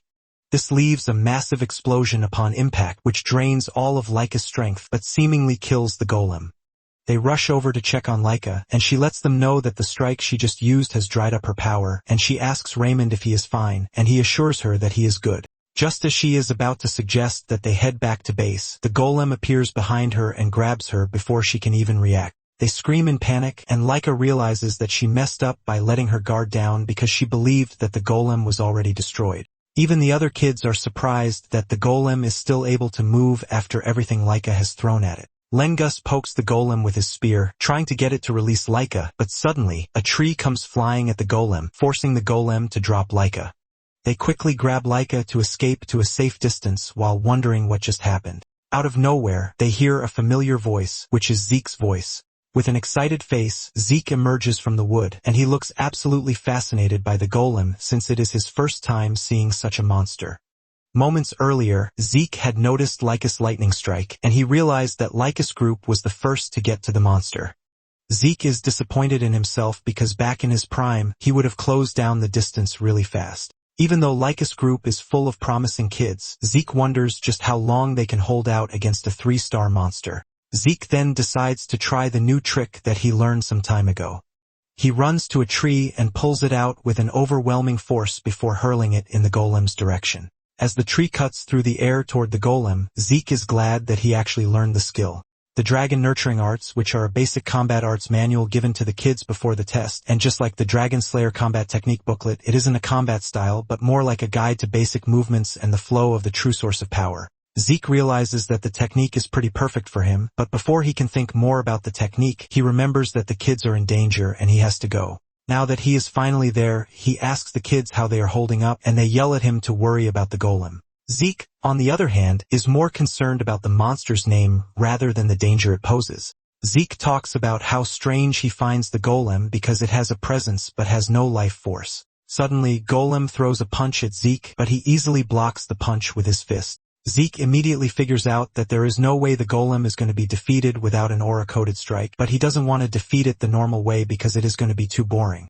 Laika hears this and smiles because Zeke remains the reckless dude that he is. Even Langus can't believe that he just called the monster boring. The monster launches another attack at Zeke, and he immediately figures out that the monster is pretty fast even though it's huge. Zeke easily blocks the attack by holding up the golem's hands, and he tells the kids to stay back because it is about to get dangerous. They follow his orders, and they dash into the distance to give Zeke the chance to properly engage the golem. Once the kids are clear of danger, Zeke throws the golem into the distance with an immense force. Zeke admits that the golem's outer shell is sturdy, but he would like to see if it is the same inside. He leaps toward the golem and lands a powerful punch to its head using the Dragon Destroyer combat arts. He then engages the second style to unleash a burst of energy into the golem. By doing this, Zeke easily takes the golem apart from the inside, and he finally admits that he's had a bit of fun.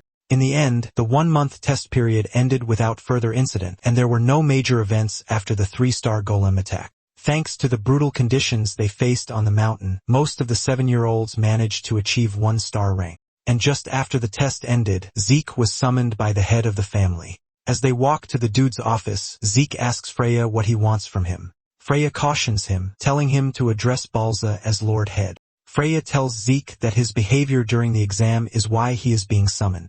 Zeke asks her what she means by this, and she reveals that it was the upperclassman's role to attack and steal crystal orbs, but Zeke turned it around and started attacking the upperclassman instead. Freya yells at him saying no one has ever done that. And because of what he did, none of the upperclassmen secured a single orb, which means they would have to retake the test. Zeke reminds Freya that he didn't do anything against the rules, and he didn't even steal anything. Freya yells at him, telling him that no sane person would expect a lower-classman to attack an upperclassman, but she's not even ready to deal with his shenanigans. She's only concerned about his tone when they finally stand before Balza, and moments later, they arrive at the red door that leads to Balza's office. Freya tells him to behave himself once they are in Balza's presence, and Zeke asks her why he should do this.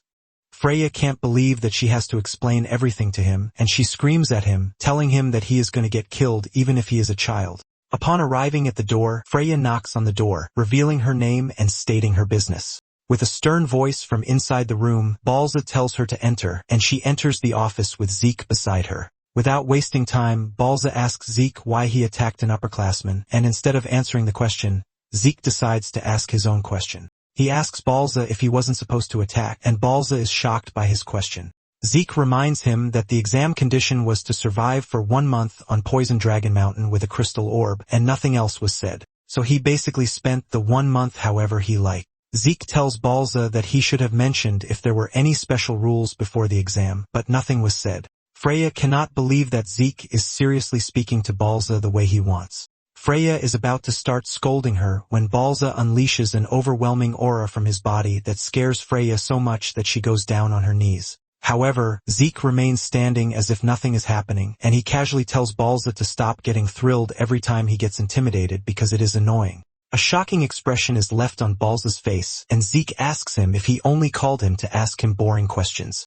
Balza then asks Zeke how he did it, and Zeke asks him what he means. Balza mentions that he heard about how he defeated not only the upperclassmen but even a golem. In addition, Zeke just stood before him like it was nothing, and Balza asked him how a bee-son, like him, was able to gain such power.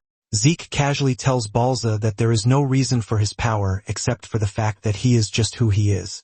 Balza cannot believe what is happening right in front of him, and he tells Zeke that his behavior is just as reported. But even with this, he's going to give him a reward for defeating the golem. Balza tells him that he has the option to choose from the Dragon Treasury or permission to enter the 2nd floor of the Dragon Hall. Even Freya is surprised that Zeke is getting a reward because the Dragon Treasury are vaults filled with rare items collected by the family heads for over 1,000 years since the first Jilfas. The Dragon Hall, on the other hand, stores books, including ones that are now considered forbidden. The Dragon Treasury stores relics of former lords, legendary weapons, elixirs, artifacts, and rare items from many eras. These facilities are the family's prized archives and are strictly controlled, so only a handful may enter. It turns out that entering the 2nd floor of Dragon Hall requires exceptional achievement. Freya can't believe that Balza is still willing to reward Zeke even after the disrespect. Zeke finally speaks up asking Balza why he can't give him both since it is a reward, but Balza just tells the dude to leave. Zeke can't believe that Balza is already chasing him when he still has plenty to say. Freya quickly grabs him and drags him out of the room while telling him that it is an honor to receive a direct reward from the head of the family.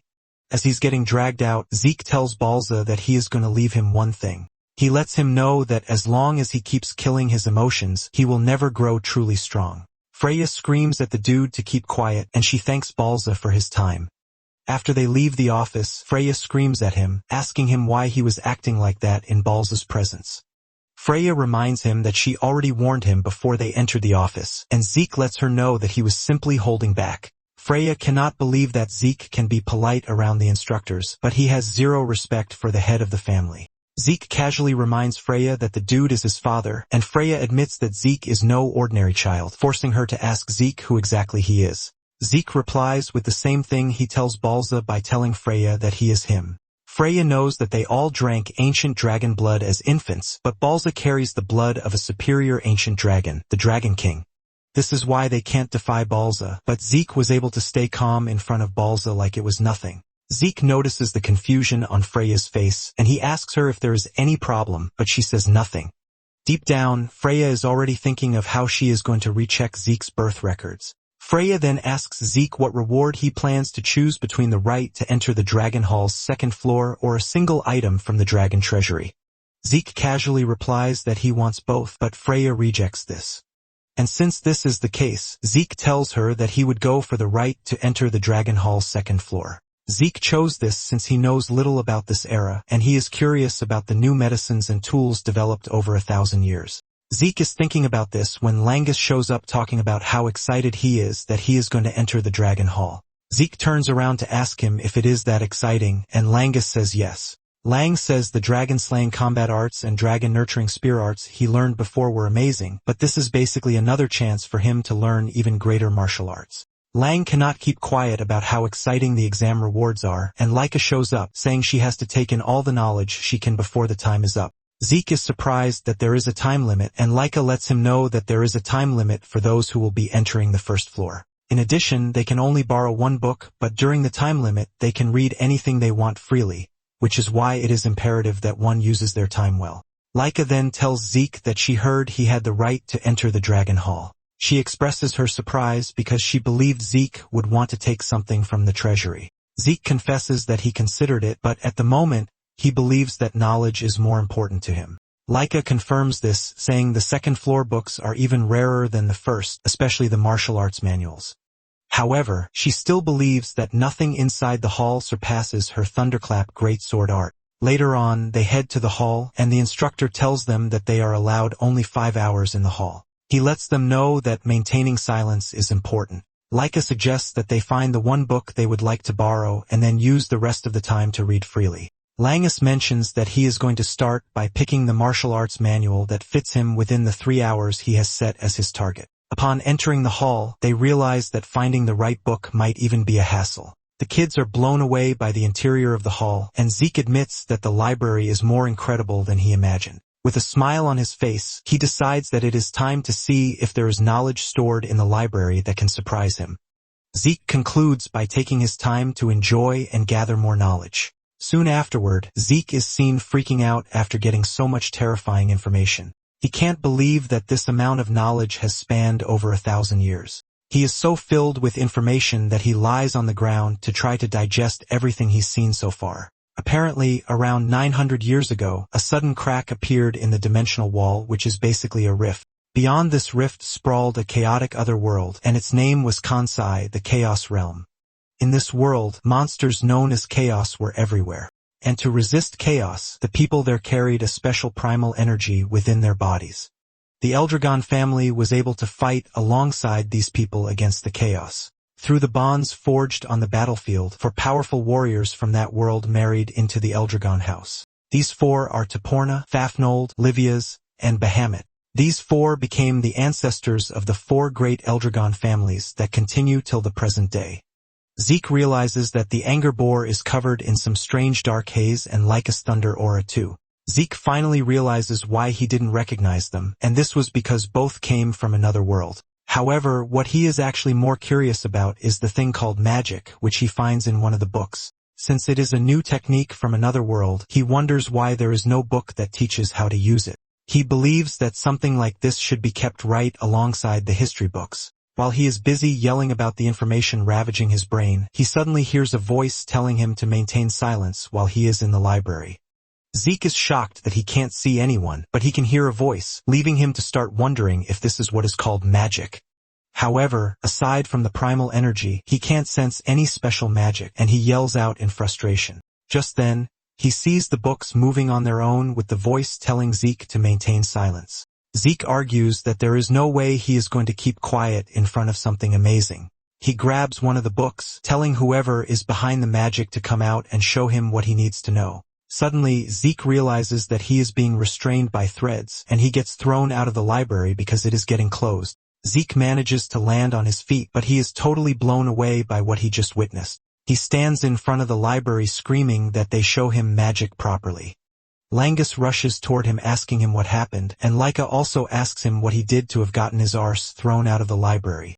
Zeke confesses saying he got a little too excited, and he asks them if they were able to find anything exciting. Langus excitedly reveals that he borrowed a martial arts manual called Cloud Water Spear Technique. He believes that he also picked up a sample of movement art inside. Celine reveals that she also learned movement art and she borrowed a martial arts manual, Wind Blossom Sword Technique.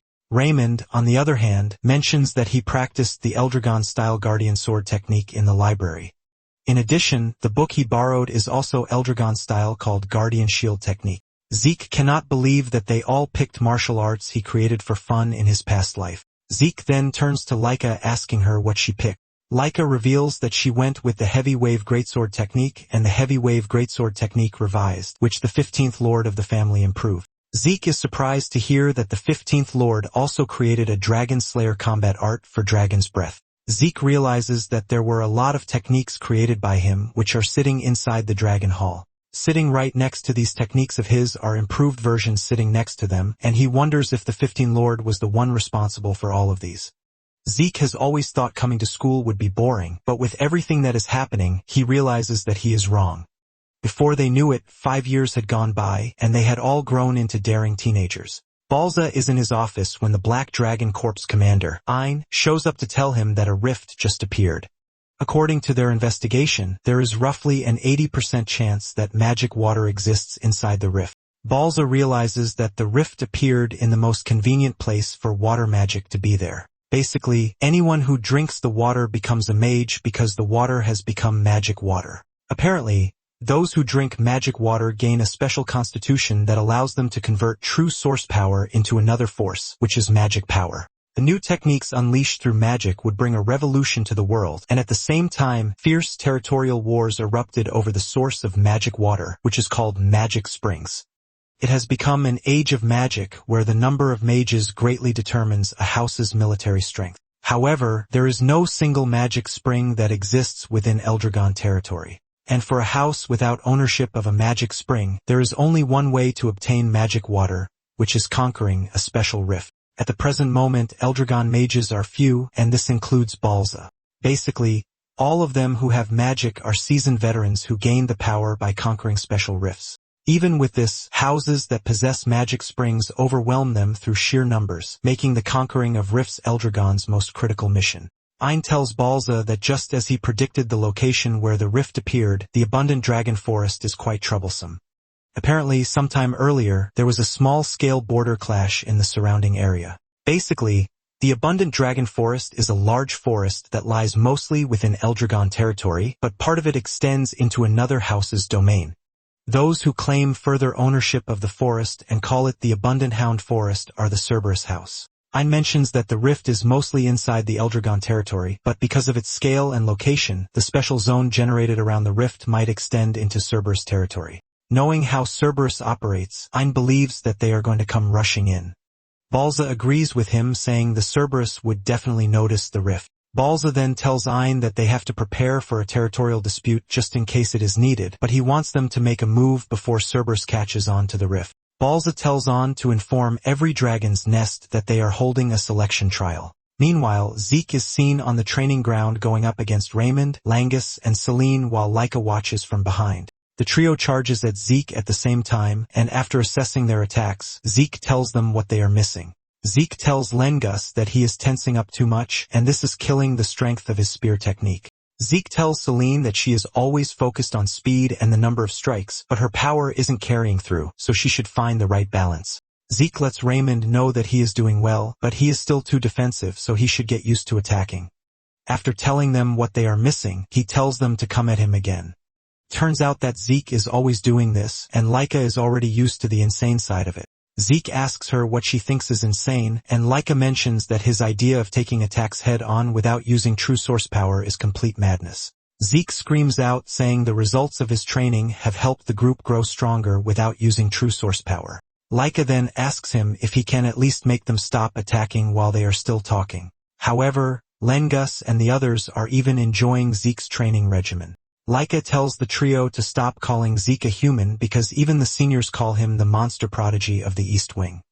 Zeke ignores everything she is saying and asks her if she would like to join the training session.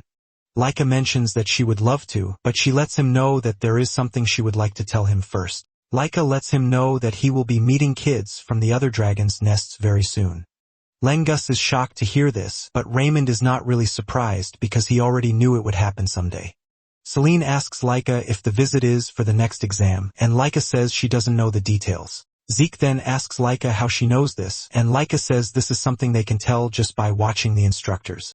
Zeke realizes that he has never paid attention to things like this, and Laika scolds him for having trashy behavior for a future head candidate. Laika then urges Zeke to be careful because in the West Wing, there is also one dude who is being prepped for the head of the house. Zeke is not worried about this, but eager to know what the dude has in him.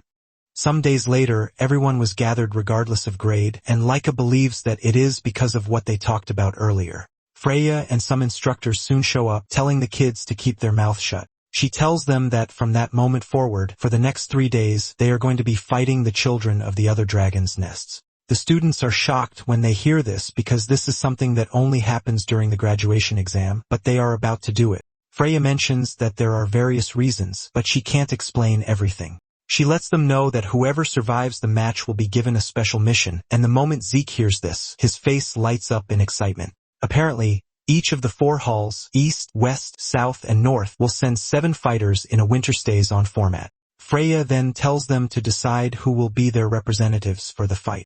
Later on, the top-year students gather, and they are led by Rick, who tells everyone else that the representatives will be chosen among them.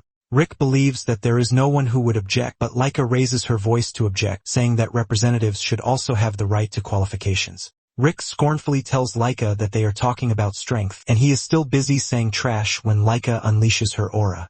Rick and his colleagues freak out when they realize that Laika is already a 3-star because they believe that she was only a 2-star. Laika tells them that she is ready to engage in a battle of strength if this is what Rick wants. Laika asks Rick if there is anyone among his colleagues who is stronger than her, and if there is not, she believes that they should pick from the lower years too. Rick then tells Laika that she is the only strong one while the rest are trash. Zeke cuts in, telling Rick that he is awfully noisy. Rick hears this and screams at him, asking him what he said. Zeke reiterates what he said, and he asks Rick if he thinks the upper years can contend against the lower years. Zeke ultimately suggests that they fight until only 7 of them are left. Laika tells Zeke that this would be too violent, and she suggests that they hold preliminaries for volunteers. Laika tells those who are interested to signify, and Rick agrees to this, but he believes that it is a waste of time. Laika turns to Zeke asking him if he is going to join the preliminaries, and Zeke says yes. In fact, Zeke wants Langus, Raymond, and Celine to join them. The trio is shocked to hear this because they are fighting top-year seniors. Zeke lets them know that there is nothing to fear because they have been training with him all this time, so it is time for them to show results. From the way Zeke is talking, the trio realizes that they have no choice but to participate in the preliminaries. Now that they have the trio and Zeke, Laika asks if there is anyone else who is interested. Most of the juniors are hesitant to join in because they believe that they can't go against the top years, but Zeke lets them know that fighting their seniors would give them even more experience. Nonetheless, no one seems motivated by what Zeke said, but Zeke tells Laika that they finally have the opportunity to know how strong the so-called top-year students really are. The top years, on the other hand, believe that Laika is the only one who can cause them problems since the rest are just 2 stars. Zeke looks back and notices that his squad looks really worried, and he asks them what the issue is. Langus reminds him that they are going up against seniors who are 3 stars, and Zeke lets him know that their training with him for the past years counts for something. Zeke tells them that they have all done well, so it would be better if they had a little more faith in themselves. Even though they are scared, they have no choice but to acknowledge what Zeke is saying. Rick soon screams at them to come over so he can teach them a big lesson. Moments later, Rick's guys are already out cold after Langus and his colleagues beat the shit out of them. Zeke is pleased with their performance, and he commends his squad. Zeke realizes that Langus has already gotten much sharper at deflecting attacks and spotting openings. Celine, on the other hand, handles the multi-strike Windflower sword style pretty well. Zeke is also pleased with Raymond's tactics because he easily switched between shield techniques and swordplay. Even Laika has grown really strong, and Zeke knows that if they continue this way it would be beneficial. Rick is left in disbelief as he doesn't want to believe that there is a possibility of a 3-star losing to a 2-star. Zeke berates Rick, telling him that he is still saying trash even after he sees how the fight turned out. With overwhelming pressure, Zeke lets him know that age and number of stars are nothing more than indicators. Zeke mentions that strength in battle is simply determined by the victor, and if one is weak, they are going to lose. Rick refuses to believe this, telling Zeke that the number of stars is power, and this is what everyone knows. Zeke then tells Rick that stars or no stars, once the heart is destroyed, one dies. Rick refuses to acknowledge everything Zeke is saying in front of him, and he screams at him saying he is a top-tier student and there is no way a brat's sophistry will work on him. Rick tells Zeke that he heard plans on going easy on him, but he has changed his mind. Zeke simply tells Rick that he is already tired of the whole talk and he should just take action instead of yapping. Zeke reminds Rick that they are the only ones left and he would like to see what kind of martial arts he has mastered. This pisses Rick off and he angrily lunges at Zeke, telling him not to mess with him. He activates the Great Strength Fist technique, but Zeke casually punches him into the distance. Even after knocking the dude to the ground, Zeke teases him by telling him that he is trained really well. Meanwhile, in the West training grounds, one of the candidates for the next head, Venel Fafnil'd Eldragon, is seen beating everybody up and there is no one who can even stand up to his strength. After beating the trash students, his aide, Alan, shows up to tell him that the selection is already complete. One of those who was selected is a dude named Retin who is a junior classman, but he is already 3-star. Vanille commends him, telling him that he likes capable people, which is why he is going to take him as a subordinate. Deep down, Retin is glad that he was acknowledged by Vanille. And as long as Vanille stands, the West Wing won't lose. Retin already sees Vanille as the next head of house because they will be the ones to achieve excellent results during the mission. Retin is excited that he is going to be a subordinate to the head of the family. Alan then tells Vanille that there is something he needs to know, and he asks him what it is. He whispers in Vanille's ear, telling him that Laika is among the East Wing's team. Vanille holds his head in frustration when he hears this because he believes that Laika is always getting in his way. Nonetheless, Vanille believes that no matter how talented Laika is, they are going to be the ones who will win. He plans to win, clear the mission, and then show everyone that the seat of the next head of the family belongs to him. Soon afterward, the students gather at the arena, and Langus talks about the crowd. Laika lets him know that there are so many people in the area because they are gathered from all the halls. However, she lets him know that some were eliminated during the exam, which means the numbers have already been cut down a lot. It turns out that those who failed are not in the arena because they are called pseudo-dragons, just like Langus' father. Nonetheless, Laika cheers him up, telling him that they were chosen as representatives of the East Hall, so they should at least be proud of that. Just then, they notice that Zeke is acting weird, and they ask him what the issue is. Zeke replies that he was only measuring the combat strength of the students in the arena. Langus is blown away when he hears this, but at the same time, he realizes that this is just a normal thing for Zeke. Just then, 2 members from the upper class who were selected in the East Wing, Rick and another lady, come running over. Turns out that, after the preliminaries, they realize something different. Rick tells Zeke that he might be a lesser dragon, but he sincerely respects the strong, and Zeke casually takes them in. After a closer look, Zeke realizes that everyone except the East Hall is a 3-star class, and in addition, there are no 4 stars. However, he notices that there are a bunch of students who have improved, and he is eager to see what type of skills will be displayed this time around. Just then, a girl with blonde hair like Laika, Sandy, rushes over and hugs her while calling her sister. Zeke is ultimately confused as Sandy gets all touchy with Laika, asking her if there is anyone who is bullying her. Laika assures Sandy that she is fine, and Laika's squad is forced to ask her who the new girl is. Laika then reveals that the girl is her cousin, Sandy Toporna, who is the daughter of the Toporna family head. When Laika and the others hear this, they almost pass out in shock because Toporna is one of the 4 great houses. Sandy rudely asks Laika who Laika and Ko are, and Laika lets her know that they are colleagues. Sandy admits that everyone needs friends, but she berates Laika for moving with a bunch of talentless trash. Zeke cuts in, telling Sandy that they will soon find out if they are talentless or not since they are all about to fight after all. Sandy is surprised to hear Zeke talk, and she asks Laika who Zeke is, and Laika reveals that he is a candidate just like her. The moment she hears this, she immediately figures out that Zeke is the illegitimate child that they have been talking about. Sandy expresses her surprise that an illegitimate child is still surviving, and Laika scolds her sister for being rude. Sandy is surprised that she is being scolded, and she reminds Laika that Zeke is her rival. Sandy continues spewing trash, saying Langus and the rest are not even 3-star class, which means the East Hall has poor quality.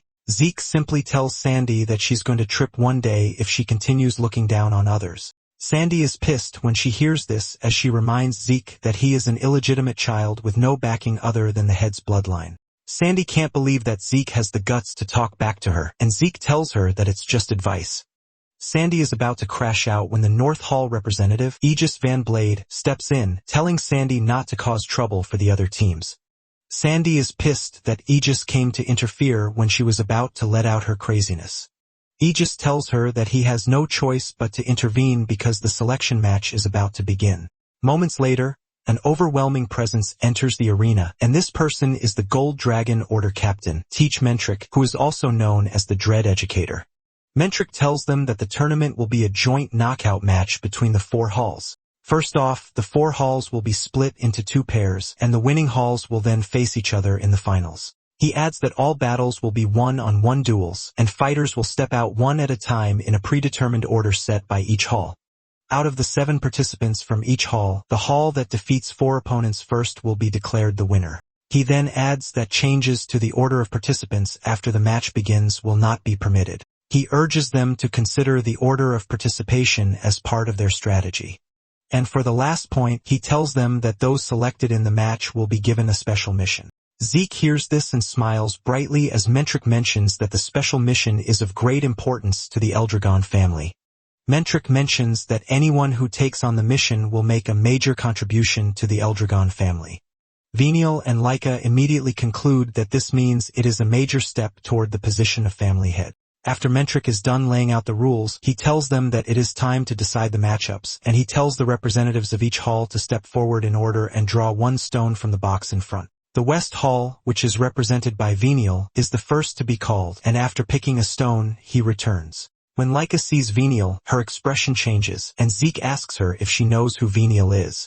Laika then tells Zeke that Venial is the West Hall's candidate for the next head that she mentioned before. Zeke becomes more interested when he hears this because he can see that Venial and the entirety of the West Hall have many powerful warriors. Even though the other halls are well trained too, Zeke figures out that the West Hall is totally different. Zeke also notices Retin, and he remembers that he was also skilled during the entrance exam. Zeke smiles because he realizes that Retin must have trained really hard, which is why he reached 3 stars at his young age. Meanwhile, some students in the stand are mocking Langus, calling him a loser, and asking why he is among the representatives. Raymond is worried about Langus, and he asks him if he is fine. Langus stutters before answering, but he assures Raymond that he is good. After this, the North Hall is called forward, followed by the South Hall. In the end, the East Hall is called forward, and Laika tells Zeke that he will be the one to represent them since he is the strongest. Zeke is hesitant, and he tells them that events like this should be taken on by the younger ones, but Laika can't believe that he is saying his trash again since they are the same age. Zeke just swallows it up, and he decides to take the responsibility. And when Sandy sees this, she almost loses her mind. She demands to know why Zeke is the one going forward as representative, and Laika casually replies that Zeke is the strongest among them. Sandy argues with Laika, saying she is clearly joking because Zeke is not even 3 stars. Sandy reminds Laika that the whole thing is a battle between her and Venial for the position of family head. Laika urges her sister to calm her nerves because they are pretty strong. After the representatives have all picked their stones, Mentric tells them to pour their into the stone. The South Hall and the West Hall stones both glow red, while the East Hall and the North Hall glow blue. Mentric then tells the kids that this will determine their matchup. Basically, the first match will be East Hall versus North Hall and West Hall versus South Hall. When Langus and the others hear that they are going up against the North Hall, they freak out because there is a particular dude among them who is basically built like a tank, and he doesn't even look like a freaking student. Laika is also worried because she would have to face Sandy in her first match, and Sandy is ready to crush Laika so she can remember her position and purpose. Laika also tells her sister that she is not going to back down, and it is slowly brewing into a battle between the sisters. Aegis then tells Zeke that he is looking forward to their battle, and Zeke acknowledges this, telling Aegis that he feels the same too. While the East Hall and the North Hall prepare for their battle, the other 2 halls sit back to observe what will happen. Rick is still fired up from the last training, and he assures Zeke that he is going to make sure that they come out victorious. Laika notices that Rick is pretty nervous, and she hopes that the dude will be fine. The first battle is between Rick and a student from the North Hall. The match begins, and Rick makes the first move while Zeke wonders how the battle is going to turn out. Laika tells Zeke that, with the way things are going, it appears that the battle will be tough. Zeke agrees with her, telling her that there are no absolutes in the world of competition. However, Zeke confidently says he is different because his victory is already absolute. Laika cannot believe just how confident Zeke is, and she reminds him that no one asked him if he was going to win or not. Zeke then puts the whole showboating aside, and he tells Laika that in terms of raw power, the North Hall fighters aren't different from Rick. Zeke believes that Rick should win if he fights the way he usually does, and Laika agrees with him. Laika mentions that it is their first time fighting in front of a huge crowd, which means the pressure is even higher.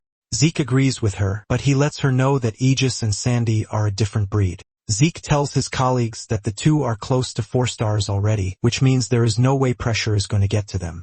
Zeke believes that Sandy would be using the same style of combat as Laika since they are cousins. Moments later, the first battle ends, and the North Hall comes out victorious. When the East Hall's next representative, Merlin, sees this, she freaks out because this means she has to win. However, Laika urges her not to be nervous, but this turned out to be a waste as she lost her battle too. Merlin and Rick both stand embarrassed, apologizing to Zeke for messing up, but Zeke tells them that they have nothing to worry about because they were only swallowed up by the atmosphere of the arena. Zeke tells them that if they were on a battlefield where life and death were at stake, it would have been a different story. However, he lets them know that the arena is a place to learn by testing their strength against others, which means it isn't a fight to the death. Zeke tells them that the failure will definitely become nourishment for them on the battlefield, so it is left to them to keep striving. The two roar in agreement with everything Zeke says. Since they have recorded 2 losses already, Zeke turns to Langus, reminding him that their next match is a must-win. Langus almost craps his pants because he was already nervous from the start, and Zeke is not helping matters. To make it worse, his opponent is the giant dude he was worried about from the start. Langus jumps in Zeke's arms in tears, but Zeke reminds him that he fought upperclassmen during team selection too. Langus argues that none of them look scary like the dude he is about to face. Langus can't believe that he is expected to defeat someone this scary in front of a large crowd. Zeke immediately realizes that the responsibility to motivate the guy falls on him, and he pats him on the head, telling him to take a look at his opponent. He asks him what sword his opponent is using, and Langus replies that it is a sword. Zeke then tells him not to think about anything else aside from the fact that he is fighting someone with a sword. He tells him that if he thrusts with his sword, it is his responsibility to deflect it. Zeke adds that if his opponent swings upward, he should pull back, and if he brings it down, he should step in and then thrust. In the end, Zeke tells Langus to respond to the sword the same way he has always done. The word always rings in Langus' head, and he finally locks in.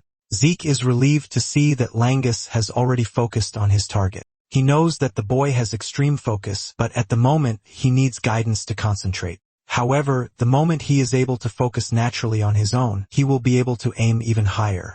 Zeke wonders just how much growth this battle is going to bring to Langus. Just then, Langus steps into the ring, and he looks really small compared to his opponent who is like a giant. The usual Langus mockers start making fun of him, saying he doesn't stand a chance, but Langus is already locked in and absolutely dangerous at this point. The moment the match begins, the opponent makes the first move, and he dashes toward Langus with a piercing thrust.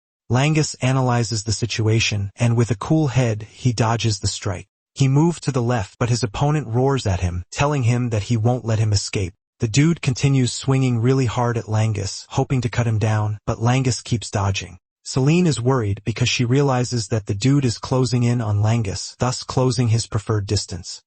With a worrisome face, Raymond asks Zeke if Langus will be fine. Zeke then tells them not to worry about Langus, but look deep into Langus' eyes.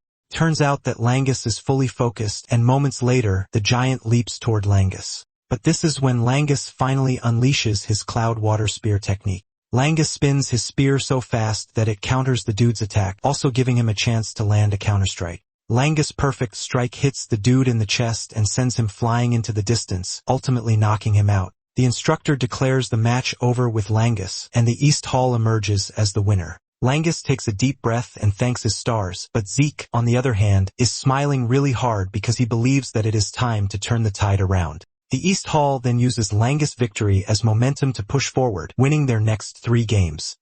When it finally comes to the sixth match, which is between Sandy and Laika, the tension in the arena gets even more intense. It is pretty obvious that the situation is tense because they both wield the same thunder spirit and they are sisters. Before the start of the match, Sandy expresses her shock that someone who hasn't reached 2 stars could defeat the North Hall's 3 stars. Laika reminds her that she told her earlier that they are strong, and Sandy admits to underestimating them. However, Sandy lets her know that she doesn't really care about that, and what she is interested in is the fact that Laika is not leading in the East Hall. Sandy tells Laika that she has already put herself in a tight spot by staying behind Zeke, and Laika assures her that she is aware of this. However, Laika tells Sandy that she hasn't given up on becoming the head. She points her sword at Sandy, telling her that she is confident that she can win, and Sandy decides to show her who is boss. Suddenly, Sandy vanishes, and by the time she reappears, she is already behind Laika. She almost lands her hit, but Laika reacts just in time to block it. The two then start crossing swords, but Sandy looks the better man as she pushes Laika backwards. Aegis is not surprised by this, but he is interested in seeing just how long Sandy can hold out for. Laika continues getting trashed, and she even gets cut on the arm. Laika is forced to leap backwards to try and catch her breath since she is getting overwhelmed by Sandy's attacks. Laika's colleagues are also worried because they see just how strong Sandy is, and Raymond mentions that Sandy trained Laika when she was young. In the arena, Sandy runs circles around Laika while scolding her for still holding on to her bad habit of swinging wildly whenever she is cornered. Laika angrily charges towards Sandy with the lightning flash slash, but Sandy overwhelms her with the scattered thunder. Laika screams in pain as she crashes to her knees, and Sandy tells her to give up because with her current level of strength, she obviously can't defeat her. Sandy is pissed at herself for not forcing her father to make Laika come to the North Hall. Even when staring at defeat, Laika still gets back on her feet. And since her sister has refused to give up, Sandy decides to teach her a lesson. She delivers several cuts to her body before leaping into the air, aiming to deliver the final blow. Langus and the others panic, and they call Zeke's attention to this. But he calmly tells Langus that Laika is about to break out of her shell again. Sandy lands her powerful attack on Laika, crushing the floor and leaving a cloud of dust. When everyone sees this, they all conclude that the match is over. But suddenly, Laika emerges from the dust, looking all battered but determined. With a smile on her face, she tells Sandy that she finally understands her Thunder Spirit Great Sword. Sandy is left stunned as she doesn't understand how Laika was able to survive because what she did was supposed to be the finishing blow.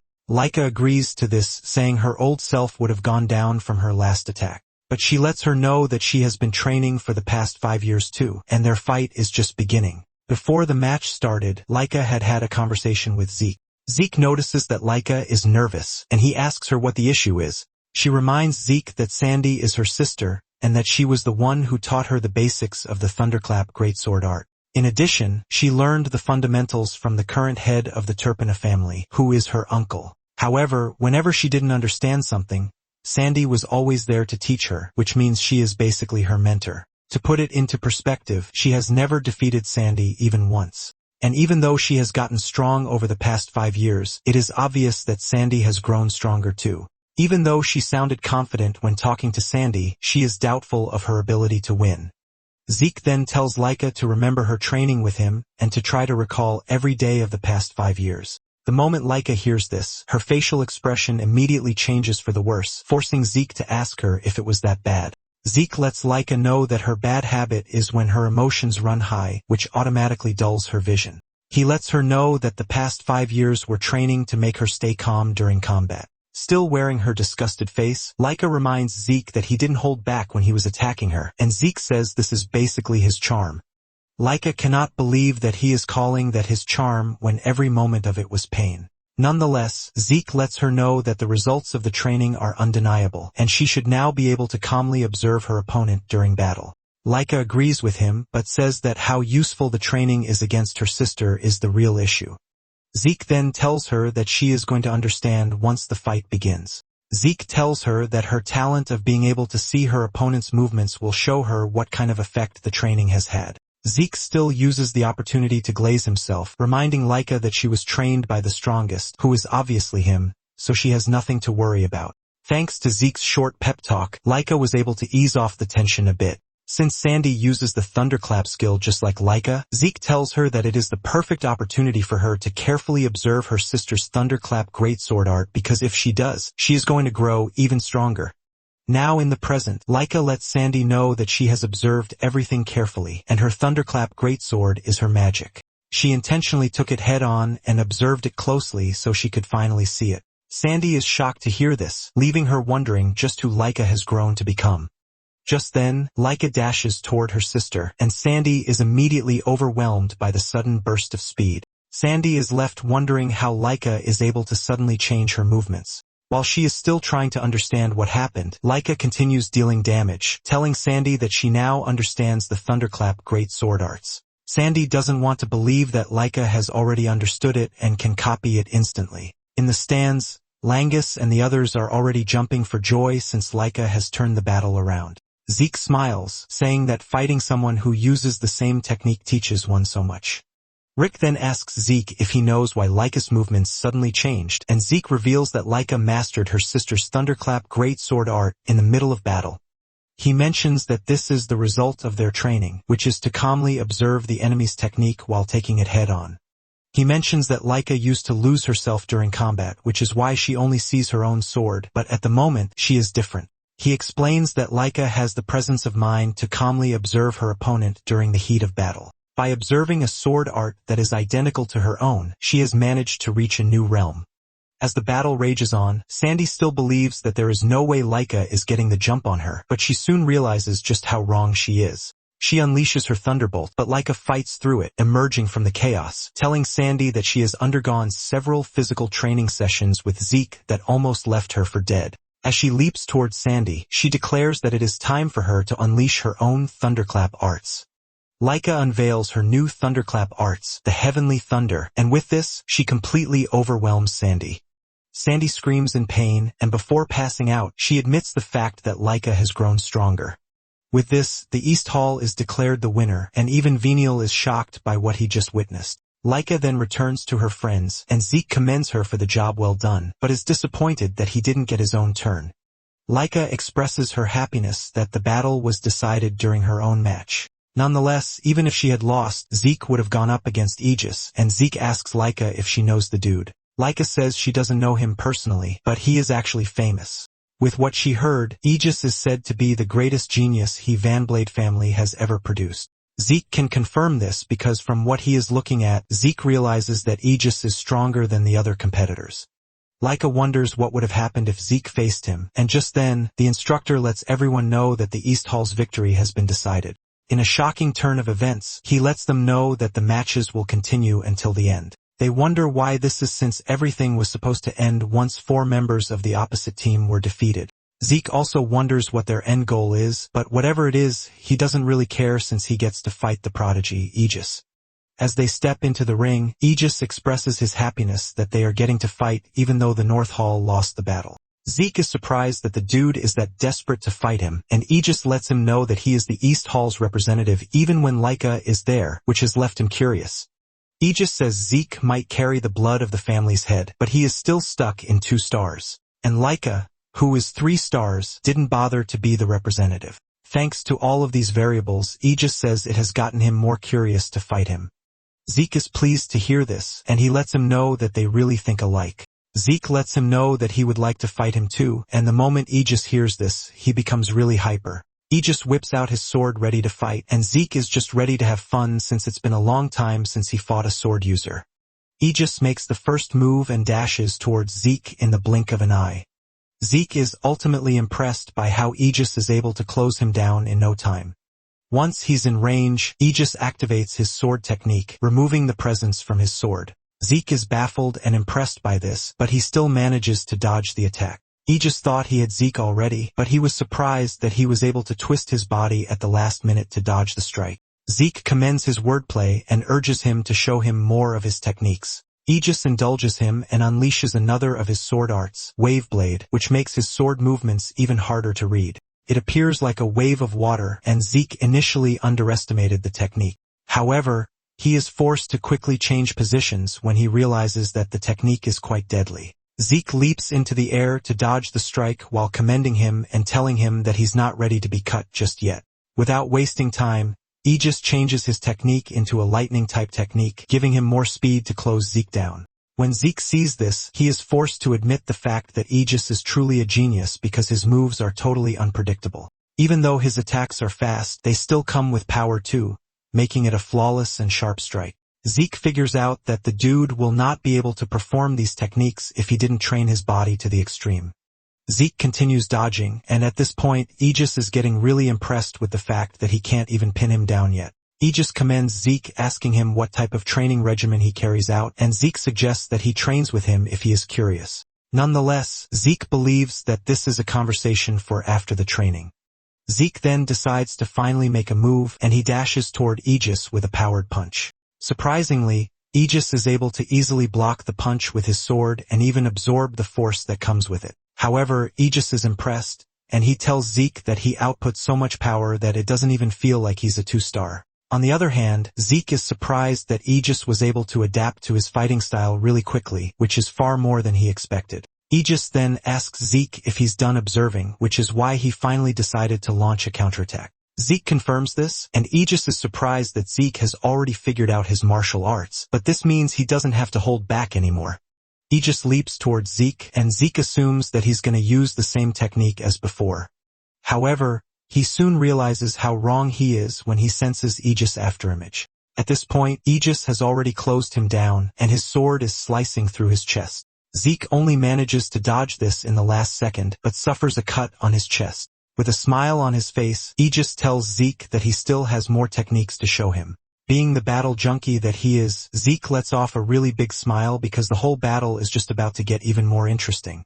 Later on, Sandy wakes up to the realization that she lost the fight. Her colleagues rush over to check on her and apologize for losing their matches. They believe that they are holding her back, but she tells them not to blame themselves because it turns out that the opponent is quite strong. She motivates them, telling them that they just have to do better next time to make sure that they don't lose. She then assumes that the West Wing and South Wing have started their matches, but her colleagues tell her that this is not the case. They point to the arena, revealing that an incredible match is currently ongoing. Sandy turns to look at the arena, and she is stunned when she sees Zeke and Aegis going at each other like maniacs. Seeing the type of technique that Aegis is using, she realizes that he's actually fighting at full power. Seeing just how Zeke is easily holding Aegis to his full power, Sandy remembers what Laika said about Zeke being the strongest among them. In the arena, Aegis tries another technique, but it still doesn't work, forcing him to wonder just what kind of body Zeke has. Zeke then reveals that he put plenty of effort into training his basic stamina.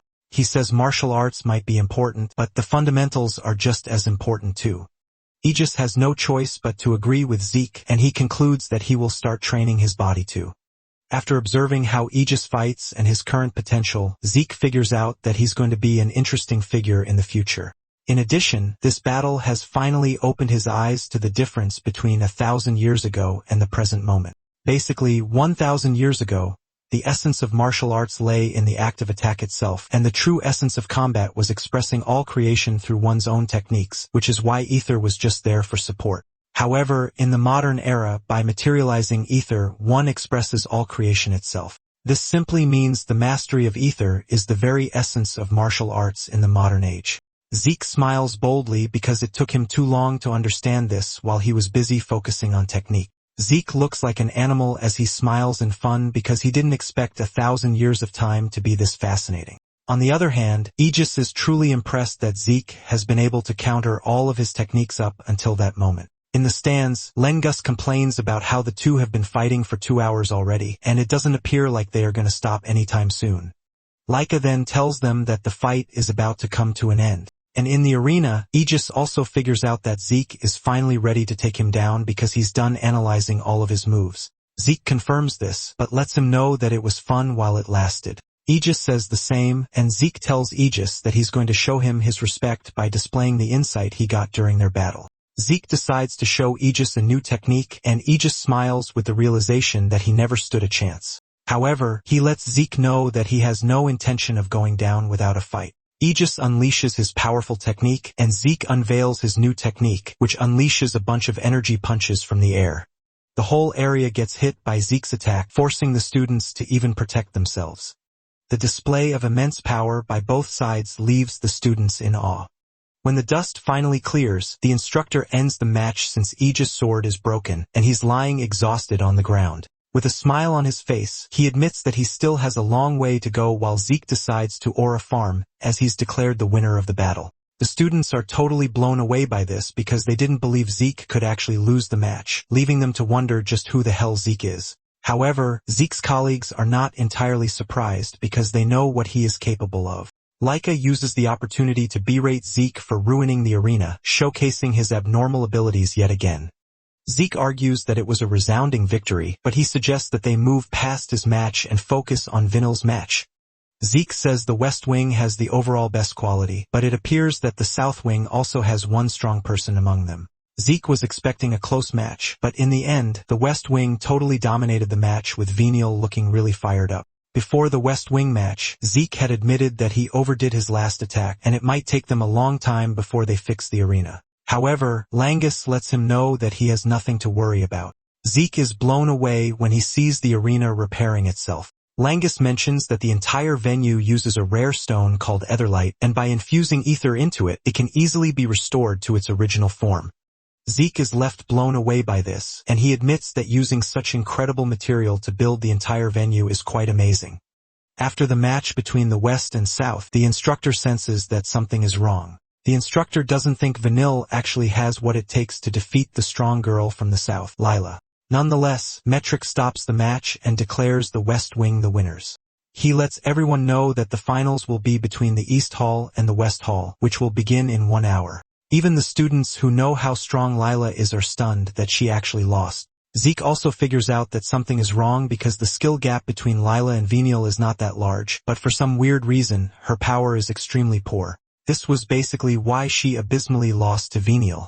Zeke can see that the instructor also noticed this, but there is no one who actually knows what is going on.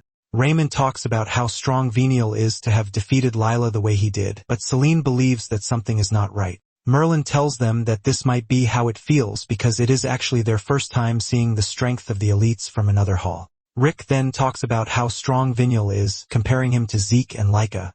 Rick notices that Lang is silent about the whole thing, and he asks him what is wrong. Lang mentions that Venial might be impressive, but what worries him is that the whole West Wing looks really tough and they have to go against them. However, Lang apologizes for saying something so weak before the match, but Merlin lets him know that he is actually right. Merlin reminds them that she also lost her match, and it is frustrating that they don't even measure up to West Hall. Surprisingly, Rick is determined to fight till the end just like Langus, and the others are able to take down enemies stronger than them.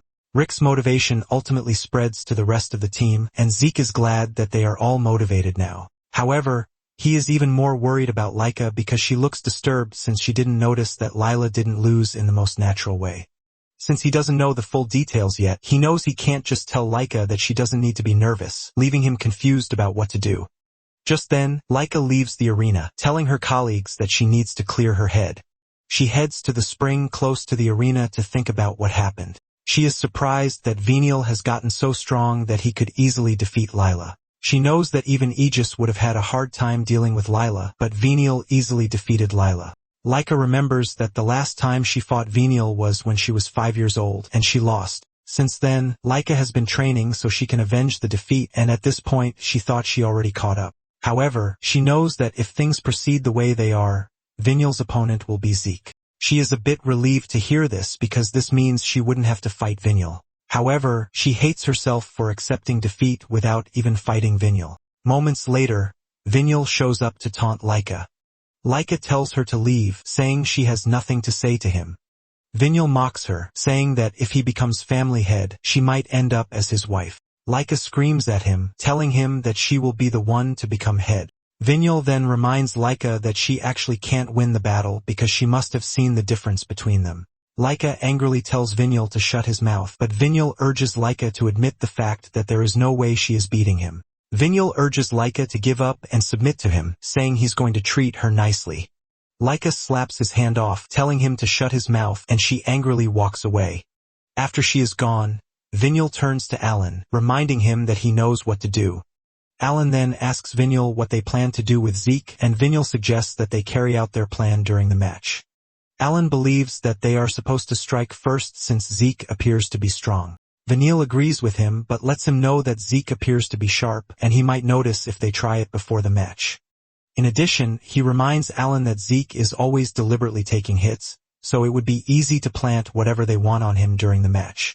Vanille is also confident that there is no way he is losing to an illegitimate child like Zeke even without tricks. Vanille assures Alan that they are going to come out on top in the match. When it is finally time for the match, Rick is the first to represent the East Side, just like the last time.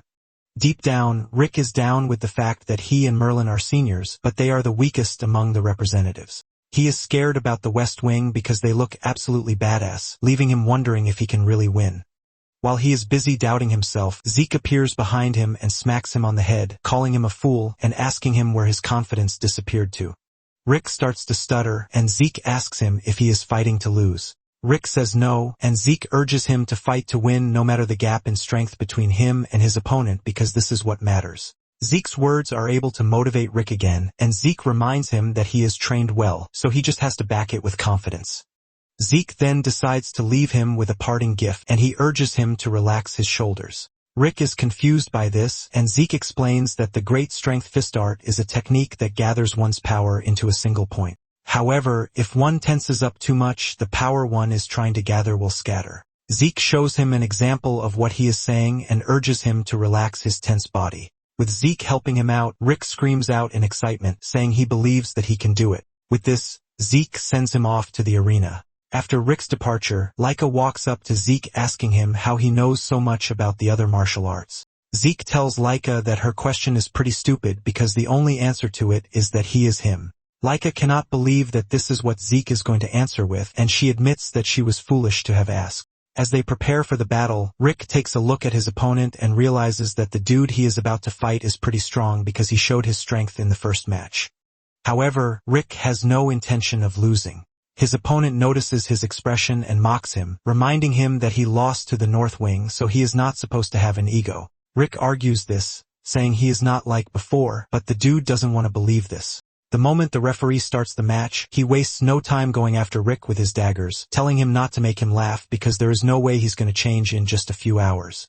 Using one of his powerful skills, he lunges at Rick, but Rick manages to block the attack with his aura. The dude is pissed that Rick even looked cool while blocking his attack, and he decides to go after him again. The attack is more fierce this time around, and he delivers a swarm of slashes to Rick's body, causing him immense pain. The dude starts to mock him, reminding him that he already said he was a changed person. At this point, Rick looks absolutely battered, and he admits that his opponent is crazy strong, but he has no intention of giving up. Rick throws a punch at the dude, but he easily dodges and counters the strike, cutting Rick. Rick screams in pain, and he soon finds himself in the vast space of thoughts, wondering how he is supposed to catch up to his opponent. Just then, he remembers Zeke advising him to relax and gather his strength in one point. Just then, his opponent dashes toward him again, and this time around, Rick is ready. The dude lands his attack, but suddenly, he sees Rick smiling at him, telling him that he now has him in his palm. It soon dawns on the dude that Rick has grabbed his blade with his bare hands. With the dude in close proximity to where Rick is able to land a powerful punch that sends the dude flying into the distance, only to be stopped by a wall. Without hesitation, the referee stops the match, declaring Rick the winner of the match. It initially feels like a dream, but when Rick finally realizes that he has won, he raises his head in the air and celebrates like crazy. His opponent cannot believe that he lost, and when he manages to crawl to where Venial is, he gets punched away in anger. With an angry face, Venial turns to the rest of the squad, reminding them that it is their job to crush the East Wing. Later on, Merlin climbs to the stage, and Rick cheers her on, telling her that she can do it. Moments later, the second match begins, and Merlin starts the match strongly. She unleashes her sword arts, the Spark Slash, but her opponent dodges the attack and counters with his spear. Merlin's attack leaves her open, and before she knows it, the dude delivers a fatal blow to her midsection, knocking Merlin to her knees. The dude doesn't stop there, and he lands another devastating blow while Merlin's colleagues watch in horror and annoyance.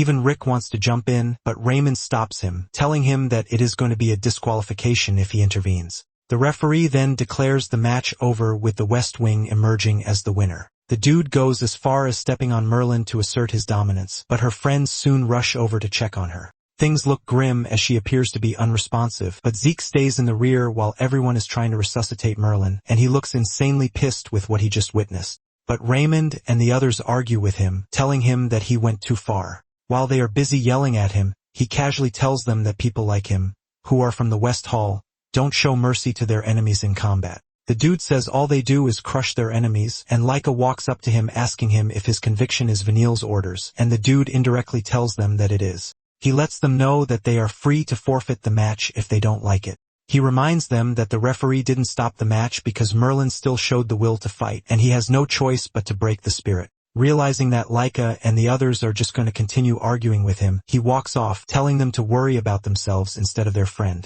He lets them know that every one of them is about to suffer the same fate as Merlin.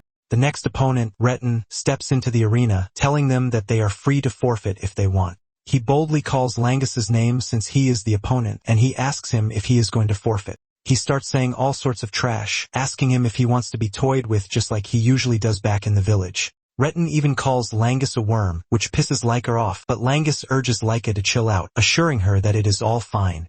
Langus stands up telling the dude that he is not going to run away because he is finally ready to surpass him.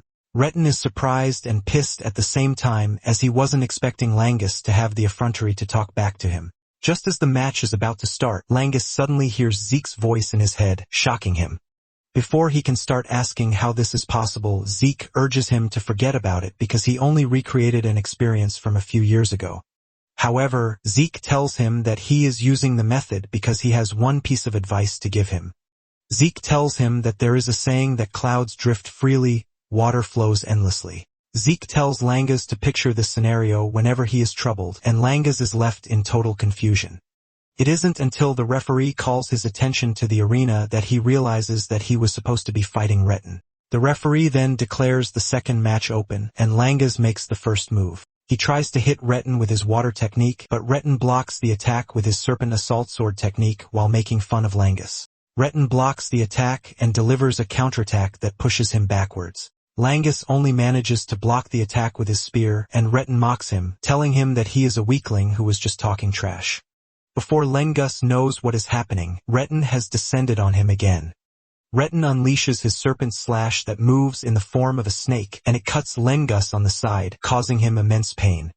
Langus is surprised that he tried to block the attack, but it curved out. Retin laughs at Langus for trying to counter his technique. Langus is determined to do so, and even when he manages to push Retin's attack to the ground, the counterstrike is too much for him to handle. Retin slaps him off really hard so that his impact on the ground leaves a crazy explosion. Langus's friends freak out as their comrade is being toyed with. Langus is also worried that he is in trouble because even though he wants to deflect Retin's attack to unleash a counterstrike, he just keeps using all of his movements against him. Retin notices what Langus is trying to do against him, and he lets him know that his own specialty is counterattacks while letting Langus know that he is more skilled than him. Langus doesn't want to believe this, and Retin casually grabs him on the head, telling him that there is no way the child of a pseudo-dragon could ever become strong. He tells him that in the end, he is just the same trash as his father. Langus tries to defend his father's name, but Retin screams at him, telling him that his father is a fake. Retin pushes him to the ground, telling him that he can never defeat him, who is a real dragon. With Langus on the ground and Retin kicking him like a dog, Langus totally loses his urge to fight. He only covers his head to protect himself while his inferiority complex takes over. He believes that he is still weak, but he wonders if he is really a fake. Just then, a memory of him and his father fishing by the lakeside flashes through his mind. His father asked him if he liked fishing, and he said yes. The man is glad to hear this, and he tells Langus that he also likes fishing while watching the clouds in the water. Langus is surprised that his father is talking about the cloud in the water, and his father quotes the same statement that Zeke told him before the fight. His old man lets him know that once he watches the cloud and water, he will realize just how small human worries really are. Back then, he had told him that one day he would realize it too. Now back in the arena, Lang starts mumbling the words, and just then, Retin grabs him, preparing to finish him off while calling him a fake. Suddenly, Lang's concentration comes into play, and he easily blocks the dude's attack, launching a counterattack that pushes Retin backwards. Retin is shocked when he sees this, but the referee is impressed, and he is hyped about the fight that is about to go down. The moment Langus gets back on his feet, 3 stars start glowing on his chest, revealing that he has finally broken through to 3 stars. Retin starts shaking in anger because he is not ready to accept the simple truth that Langus can stand toe-to-toe with him. Retin angrily lunges at Langus, unleashing his long-range strike, but Lang casually moves around like he is glitching, thus dodging the strike. Retin is shocked when he sees this because he was able to hit Lang with the same attack just moments ago. He wonders if Lang has seen through his technique, but he doesn't want to believe this. He continues swinging crazily at Lang, but Lang easily dodges everything. Seeing the way Lang is moving, Laika is left completely in shock. Zeke then tells Laika that Lang has taken a step closer to the essence. Laika is confused by what Zeke means by essence, and Zeke tells her that clouds drift leisurely and water flows with a murmur. But no matter what happens, they never stop. They basically change their form and swallow all force and let it wash away. Zeke mentions that he showed a glimpse of it himself during the previous battle, but it appears that Lang has truly mastered it in the fight. Laika is shocked to hear that Lang was able to master such a technique in a short space of time, and Zeke lets her know that Lang himself isn't aware of what is currently happening. However, there is no doubt that Lang's concentration is really remarkable. Before Retin knows what is happening, Lang has gotten close to him, and Retin is now screaming, asking Lang to get the hell away from him. Their weapons clash, but Retin feels the heat more, and Zeke smiles because he knows he's about to be crushed. Before he knows it, Lang's strikes become even more violent and overwhelming, making Retin's technique look like child's play. Lang's technique has basically gone wild, and he can't handle the overflowing current. Before he knows it, he gets struck in the chest, sending him flying into the distance. He hits the ground and passes out immediately. The referee doesn't hesitate before declaring Langus of the East Wing as the winner. Langus finally returns to his usual self, and he is left wondering what just happened. Laika rushes over, congratulating Langus on reaching 3 stars. She adds that Langus's win is also incredible, and the rest of the team joins Laika in congratulating Langus. Langus still doesn't know what is going on, until he looks down to see an unconscious Retin on the ground. He turns around asking his friends if he actually won, and they let him know that he sure did. Tears dropped from his eyes as he never expected to have defeated Retin of all people. Raymond and the others commend him, telling him that he pulled off an amazing move. Laika even compares the move to a water dragon that was ascending a waterfall, which was pretty incredible. While they are all raving about Langus' move, Langus himself doesn't even have a memory of what they are talking about. Zeke then comes in, telling them that the technique Langus used was the Rising Dragon Piercer. He mentions that it is one of the techniques that is recorded in the 2nd volume of the Cloud Water Spear style. Zeke commends Langus for being able to reach his current level on his own because he had only read the 1st volume. Everyone is surprised to hear this, and they ask Zeke how he knows this. Zeke lies that he caught a glimpse of it once on the 2nd floor of the Dragon's Hall, since he obviously cannot tell them that he was the one who created the move. The others commend Langus for his ingenuity. Basically, Zeke created the technique in his past life, but he doesn't recall writing it in a book. He believes that those who transcribed it for future generations must have split it into multiple volumes for storage. To make sure it was kept from the eyes of the inexperienced, the essence was hidden away in the upper archives. Nonetheless, Zeke is glad that Lang was able to carve the path to the hidden essence all on his own strength. They are busy chatting about Lang's win when the referee reminds them that they are still in the middle of the match. The group quickly disperses, but Lang's win has given them enough momentum already. At the same time, the West Hall is pissed that Retin lost, so the tension was insane. For the next match, Celine did her best, but she narrowly lost to her opponent. In the match that followed, Raymond put everything into it to make sure he came out with a win. Before they know it, they have reached the latter half of the match, and Celine regrets not winning. However, Laika assures her that she fought bravely while reminding her that the competition is decided by the first to reach 4 points. At the moment, they have 3 wins and 2 losses, so victory is within reach for them. They have won 3 already, and Laika tells Celine that once she wins, the competition will officially be over. Just as Laika is about to step onto the stage, Zeke walks up to her asking her how she feels.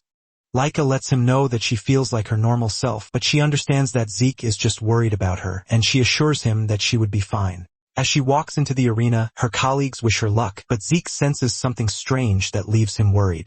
It turns out that Laika will be going up against Alan, and Alan lets her know that he will come out victorious. However, Laika argues, saying she will be the winner. Just as the match begins, Laika makes the first move, lunging at Alan with overwhelming power. Alan finally gets to see Laika, the lightning user, in action. Alan manages to dodge the first strike, and he pushes back to put some distance between himself and Laika. Alan realizes that he might have lost the match if not for Venial's preparation. Suddenly, Laika starts to weaken as the poison Venial had planted on her earlier kicks into effect. Alan notices that Laika is already feeling the effect of what is happening, and he boastfully tells Laika that she can't defeat him. Alan tries to strike Laika on the head with her weapon, but Laika manages to block the attack. This doesn't do her any good as she is kicked in the tummy really hard. She groans in pain, which leaves everyone on their toes. Laika is left in complete confusion since she can't even release her lightning to fight back. She starts wondering what is happening, but Alan confidently reminds her again that she can't win. Before Laika knows it, Alan descends on her, delivering several painful strikes to her body. Laika is battered, and she soon realizes that it is not her lightning that is malfunctioning, but also that she cannot use ether. Basically, a warrior's body is deeply linked to the ether dwelling within them, and every single movement is enhanced by ether. In other words, if a warrior loses their ability to use during a battle, every single attack from the opponent could become a fatal wound. Laika finds herself totally exposed to Alan's attacks, and she is not even holding back. She gets hit all over, and since Laika can't even attack, she comes to the sad conclusion that she has to at least defend herself. Sandy Sue notices that Laika is not functioning well, and Aegis agrees with her. Zeke has also sensed this, but he still can't understand what is happening. Before Laika knows it, she loses her strength and she crashes to her knees while gasping for breath. Deep down, Alan is surprised Laika was able to last that long without being able to use ether. He is impressed by Laika's strong will, which is why she is on par with Venial.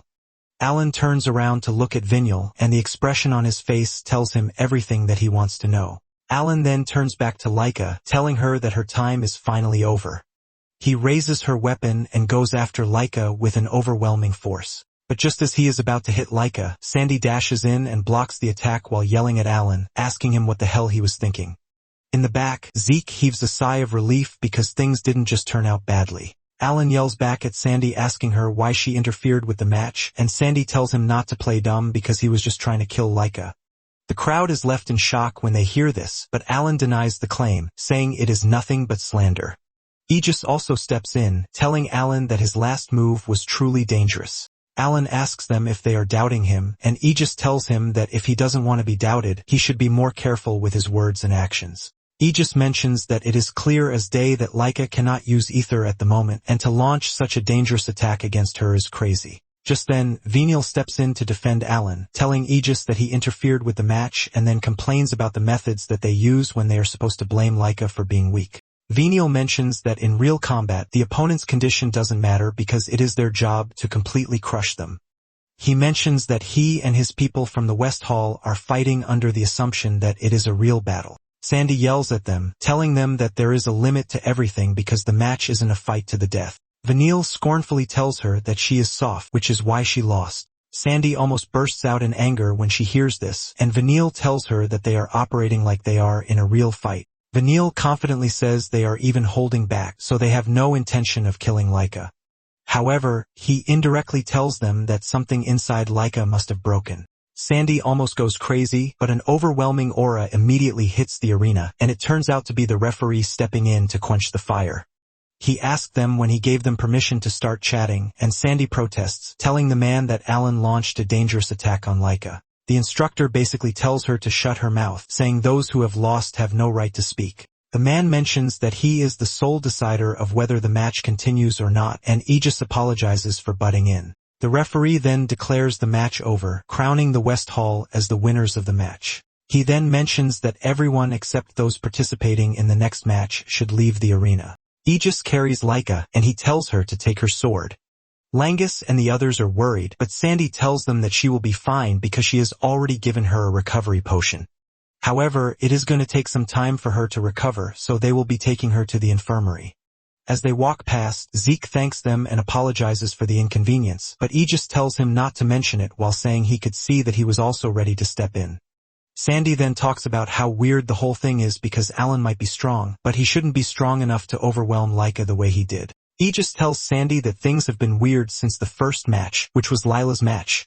He is pretty sure that Vinyl and his people have something going for them, and he can only wish that Zeke would stay safe. Zeke assures them that he would be fine, and he confidently steps into the ring. Vinyl enters the ring talking all big while telling Zeke that he has no chance at defeating him. Zeke ignores him and starts stretching for what is about to happen. Vinyl loses his mind when Zeke basically ignores him, and he is still talking about how much he is going to beat Zeke when Zeke reaches him and punches him in the mouth. Just one strike from him sends Vinyl crashing into the wall, leaving a big impact that scares everyone. Even the instructor is left in shock, and Zeke berates Vinyl for being so weak even though he is the loudest. Zeke stares down on him like psychopath, telling him that he is there to give him the real combat that he was looking for. Vinyl's comrades scream in fear as Vinyl is sent flying into a wall. When the dust finally clears off, Vinyl is bleeding all over, but he can still stand. He wonders how Zeke was able to survive his counterattack unscathed. Zeke, on the other hand, has noticed that he is trying to use wind magic, and he asks him if this is the technique that his great house uses. Zeke lets this go and casually asks him how he is feeling after tasting real battle. However, Zeke lets him know that he was even holding back. Vinyl is still screaming at him when Zeke appears behind him, punching him in the back of the head. Vinyl is knocked to the ground again while wondering what is actually wrong. He wonders how he is getting beaten around by Zeke. And while he is in the middle of this thought, Zeke appears before him again, punching him in the chest for getting carried away during a match. Vinyl falls to his knees, and he coughs up blood while Zeke casually tells him that it's been 3 times now. Vinyl asks him what he is talking about, and Zeke lets him know that he's died 3 times already. He reminds him that the first was his face, the second was his neck, and the third was his heart. Zeke tells him that if this were a real battle, he would already be dead 3 times over, and he is only alive because he held back. Vinyl still can't comprehend what is happening, and Zeke kicks him in the head, reminding him that he wants a real battle. Vinyl tumbles in the dust as if he doesn't even have any strength left. Sandy is left in shock, and she concludes that what they are watching is not a freaking fight. He just realizes that with everything he's seen so far, Zeke was just messing around with him.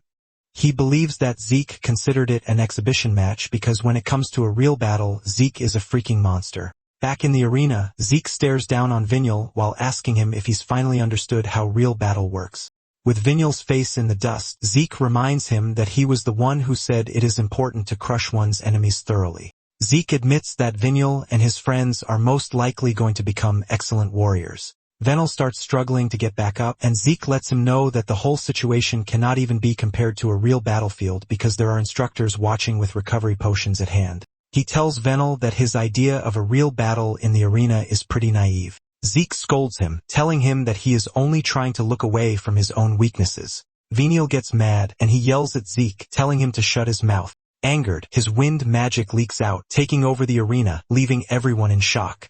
Vinyl is pissed that a lowlife like Zeke is trying to preach to him, and Zeke just smiles at him because he believes that he is only going through a rebellious stage. Zeke confidently tells Vinyl to go all out against him since he is his opponent.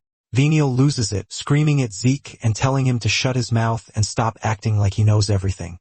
He unleashes his overwhelming wind magic, hoping to catch Zeke even if it is just once. The spectators are left in complete awe because of how intense the fight has gotten. Someone mentions that what they are looking at is the wind aura of the Fafnir family, one of the 4 great houses. Their aura is imbued with the power of wind, which is invisible, so one can't see it with the naked eye. Sandy hears this and mentions that it suits the family pretty well because they are a bunch of sneaky brats. Aegis tries to calm her down, telling her not to say such, but admits that it is pretty troublesome. He says it is a bunch of continuous invisible attacks, but surprisingly, Zeke is easily dodging the attacks. Vinyl screams out in frustration, asking why he can't hit Zeke. Zeke calmly tells him that he can't because he is able to watch the flow of the attack, but Vinyl doesn't want to believe this. Zeke proves this to him by exploiting another opening, and he punches him in the head. Vinyl holds his head in pain while resuming his attempts to catch Zeke. Zeke teases him, calling him a rebellious teen, and after some time, Vinyl tires out. Zeke teases him, asking him if he is finally satisfied, but Vinyl yells at him saying he is not. He tells Zeke that he is going to kill him for mocking him, and Zeke commends his tenacity, telling him that it is fit for a warrior. However, Zeke dashes toward him to punch him in the tummy again to let him know that his body has already reached its limits. Vinyl falls to his knees in pain. Zeke tells him that continuing the fight will only bring him pain. so he suggests that they end the fight right there. Suddenly, Vaniel grabs Zeke's ankle and he unleashes his poison into him. Vaniel stands up and he starts laughing, leaving Zeke to wonder what is bringing him so much joy. Vaniel then confidently tells Zeke that it is over, letting him know that he is finally finished. But Zeke still doesn't understand what is happening. Suddenly, Vaniel unleashes a powerful wind attack and Zeke gets hit. Zeke is launched backwards as the poison spreads through his body, leaving the spectators shocked. Aegis lets them know that Zeke's condition has changed, and Celine asks him what he means by this. Before he can explain, Laika shows up, commending Aegis's intuition. The others are shocked to see that Laika is already back from the infirmary, and Sandy yells at her, asking her if she is strong enough to leave the infirmary yet. Laika apologizes for causing them to worry, and they ask her if she knows what is happening to Zeke. Laika then says she doesn't know exactly what is happening, but she believes that it is the same thing that is currently happening to her. She mentions that earlier during the middle of the match, she suddenly became unable to use her ether. They are shocked to hear this, and they start asking why something like this would happen. Laika says she has no idea, but the same thing actually happened to Lila in her first match because she was acting pretty strange. Langus freaks out when he hears this because this means Zeke won't be able to use his ether also. On the battlefield, Venial believes he finally has the upper hand, and he starts laughing maniacally, telling Zeke that he is going to make sure he never defies him again. Venial unleashes a powerful wind attack, and he directs it at Zeke, aiming to finish him once and for all. Langus and the others scream in fear, but before the wind attack even gets to Zeke, he's reached Venial, and he punches him so hard that he is sent flying into the arena walls. Venial still manages to stand up, but at this point, fear has taken over him because he can't understand what sort of monster he is going up against. At the same time, Laika is not surprised that Zeke can still fight pretty well even though he can't use his ether since this is the kind of freaking monster that he is. Venial is left asking questions on how Zeke can still move even after everything. Zeke senses the strange substance in his body, and he figures out that it's poison. But this freaks Venial out because he can't believe that Zeke was able to identify what hit him. This is basically a poison that should be undetectable, and Zeke tells Venial that he now understands the reason why those who fought him were easily defeated. Basically, this is a poison that only takes effect when ether is activated, and he commends Venial for being pretty skilled because the poison was able to hide from him until he eventually activated his ether. Venial is left in total confusion because the poison should have sealed his ether, and he somehow managed to unleash a strike against him.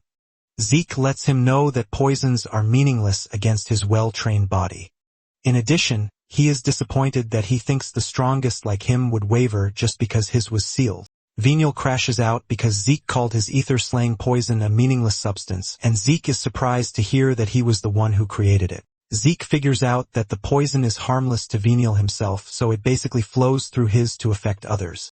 Zeke commends him for being able to create such a revolutionary poison, revealing that it is quite admirable. However, Zeke does the unthinkable and detoxifies himself just by breathing out to let Venial know that such tricks don't work on him. Venial cannot believe his eyes when he sees this, and Zeke tells him that the poison was interesting, but it is certainly not enough because in the end, it all comes down to one's own power.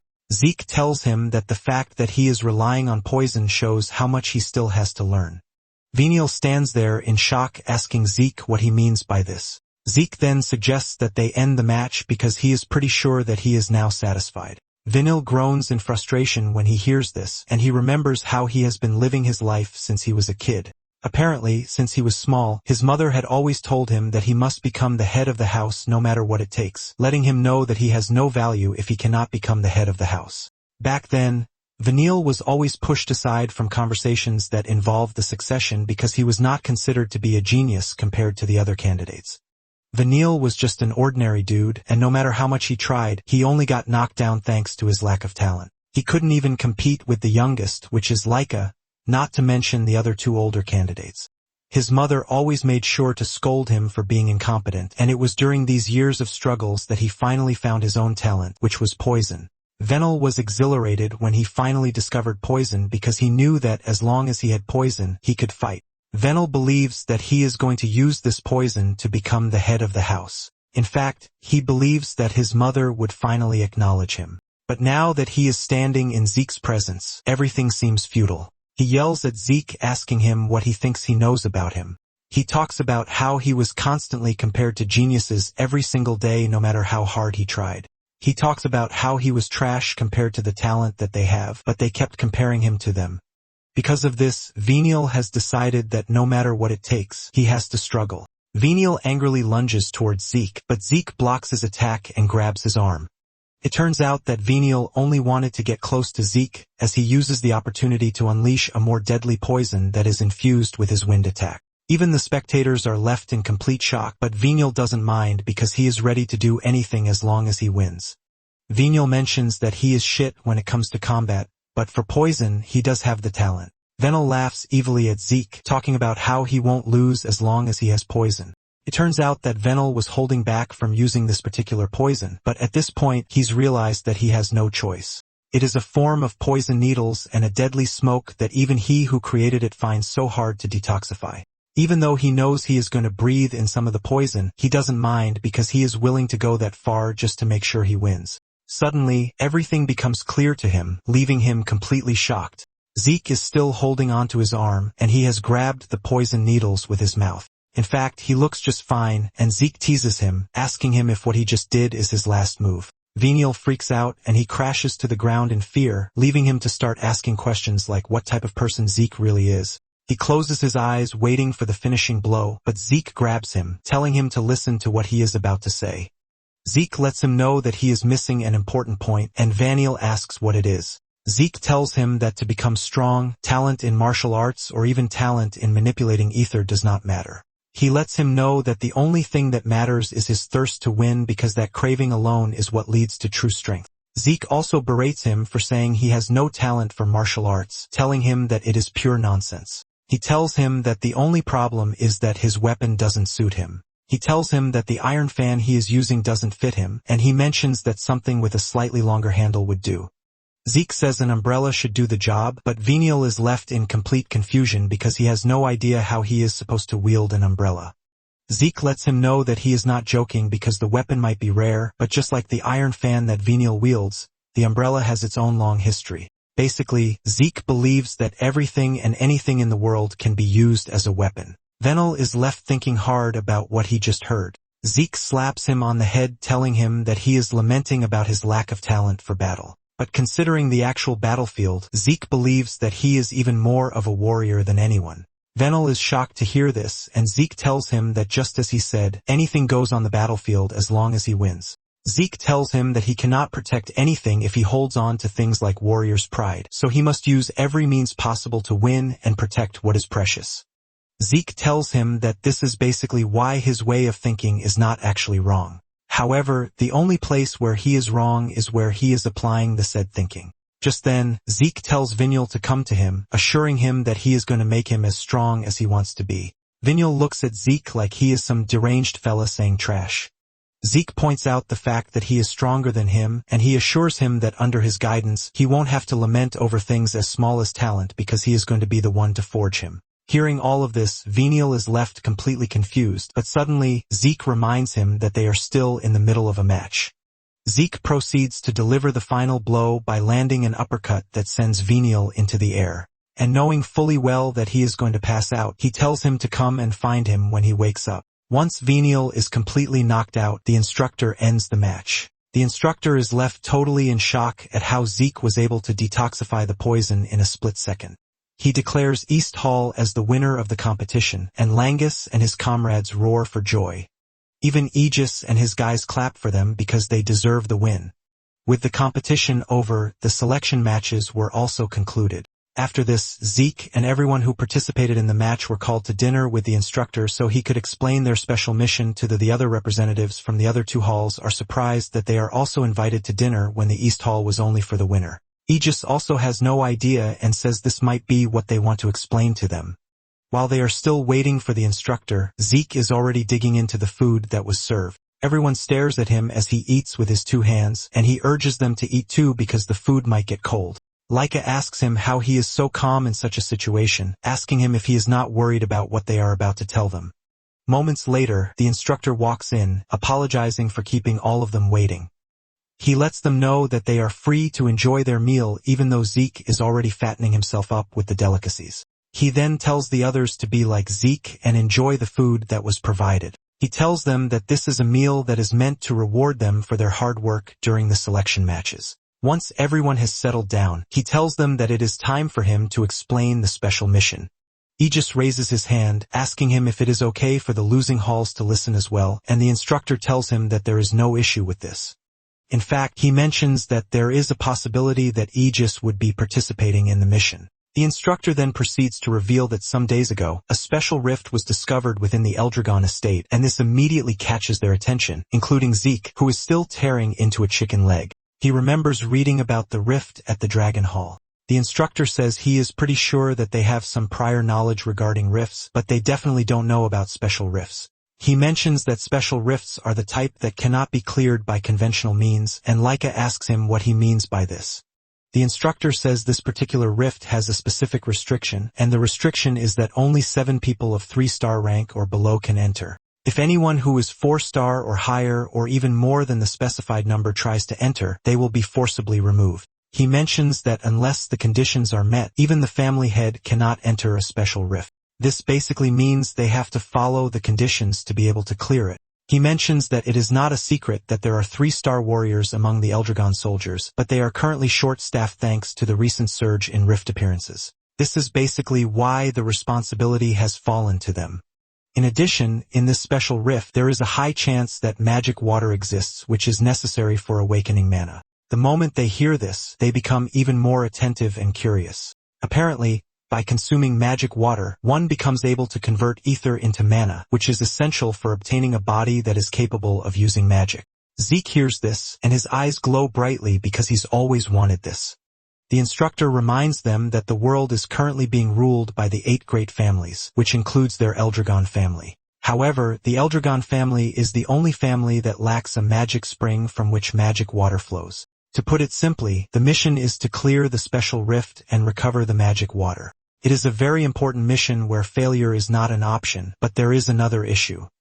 He lets them know that where the rift appeared is adjacent to the Cerberus family, which is one of the 8 great families. He lets them know that there is a possibility that they want the rift for themselves too. With this in mind, they held the selection matches to choose the most capable 3-star ranks and below.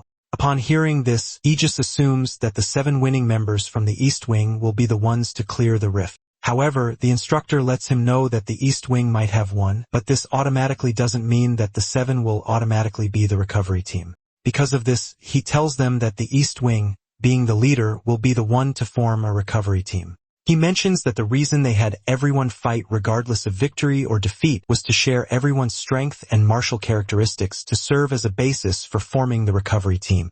However, there were some who were unable to show their true potential thanks to Vaniel. The instructor then turns to Zeke, telling him to choose the members of the recovery team. Zeke is shocked when he hears this, and he asks why it has to be him. The instructor then reminds him that he is the representative of the East Wing, and Zeke argues that he never planned to be the representative. Zeke then points to Laika, telling her to decide, but he lets her know that he has to be on the team. Laika is surprised, and she asks Zeke if he is sure about this. Zeke tells her that if he chooses the team, he is just going to choose himself. Laika freaks out in shock, but knows that this is actually the truth. In addition, Zeke believes that it is good for Laika to know how to judge people with her own eyes if she is aiming to become the head of the house. Zeke then turns to the instructor, asking him if it is fine to hand over the role of representative to Laika, and the man says he doesn't mind. However, he lets Zeke know that leading the recovery team would put him one step closer to becoming the next family head. Zeke cuts in telling the dude that he is not interested in becoming the family head, shocking everyone in the room. They start asking him if he is serious, and Laika lets them know that Zeke is actually serious. Zeke reminds them that it is his business to focus on whatever he believes is valuable to him. Aegis mentions that he is not wrong, but at the same time, if he becomes the family head, he would have everything in the Eldragon family in his hands. Zeke confidently tells them that he doesn't need any of this because there is only one thing that he seeks, and this is the pinnacle of martial arts. This leaves everyone in the room speechless, and Zeke tells Laika not to worry about him, telling Laika to go ahead and choose whoever she wants to take with her. Laika acknowledges this, and she stands up to make her pick. Meanwhile, at the Cerberus family, the family head, a cold-looking dude with a big cigar and shades on, just learned that a special rift has opened in the fertile forest, and the Eldragon family, whom he calls lizards, are already moving in. The family head is pissed that he is just getting the information at that moment, and his attendant apologizes in fear, telling him that he is sorry. He reveals that they were misled by the Eldragon family, which is why the discovery of the rift was delayed. The head of the Cerberus family asks if there is something interesting about the special rift, and his butler tells him that there is a high chance of magic water being in the rift. Upon hearing this, he realizes why the Eldragon family would want to recover it at all costs. He then asks for the conditions for the special rift, and the attendant reveals that it is up to 7 people of 3-star rank or below. Family head realizes that this is not a difficult condition, but it appears that the Eldragon family has made the first move. He figures out that the Eldragon family is going to take all the slots. His attendant lets him know that the Eldragon family doesn't have enough soldiers to spare, but there is information that they are sending brats that they are currently training as soldiers. The family head is surprised that they are planning to clear the rift with a bunch of kids who are not even foot soldiers yet. The attendant confirms this and asks if they should also form a team of 3-star ranks and below immediately. The family head lets him know that it is already too late to form one now, but if it is kids clearing the special rift, he is pretty sure that Balza's heir would be among them. He then asks his attendant how many bracelets of deception they have left, and the dude reveals that they have 4 left. The family head then gives him a strict order, telling him that he doesn't care if they exhaust all the deception bracelets as long as they wipe out the kids trying to clear the rift. The attendant fearfully asks him if this is alright because they don't know when they will get more bracelets of deception. The family head then tells him that if they hoard them, they are just going to rot in the warehouse, so it is more sensible to use them all for the mission. In addition, the family head is curious to see how broken Balza is going to be when his child is killed. He smiles evilly because he believes that it would be so much fun. Back in the Eldragon territory, after Laika has chosen those she wants on the mission, Zeke takes the rest of his colleagues to the training ground. He tells them that he wants them to be stronger than before, and he mentions that Rick and Merlin will be on basic training just like Langus and the others. They are to run every day and build their muscles. He mentions that by solidifying their foundation, they will be able to handle more powerful martial arts. Rick and Merlin are already shitting their pants because they know that they are about to go through some hellish training. After he is done telling Rick and Merlin what to do, Zeke unveils a regeneration stone that the instructor prepared for them, which he wants Raymond to use. Apparently, Zeke believes it would be perfect to have after he remembers the properties of the stone. Apparently, the stone reflects any impact it receives hundreds of times over. He mentions that it is an object that cannot be broken without using ether. However, he tells them that he is going to punch it without using ether. The others are surprised when they hear this, and Zeke goes ahead to punch the stone normally as promised. However, he was able to block the massive recoil from not using ether with the shield he is holding.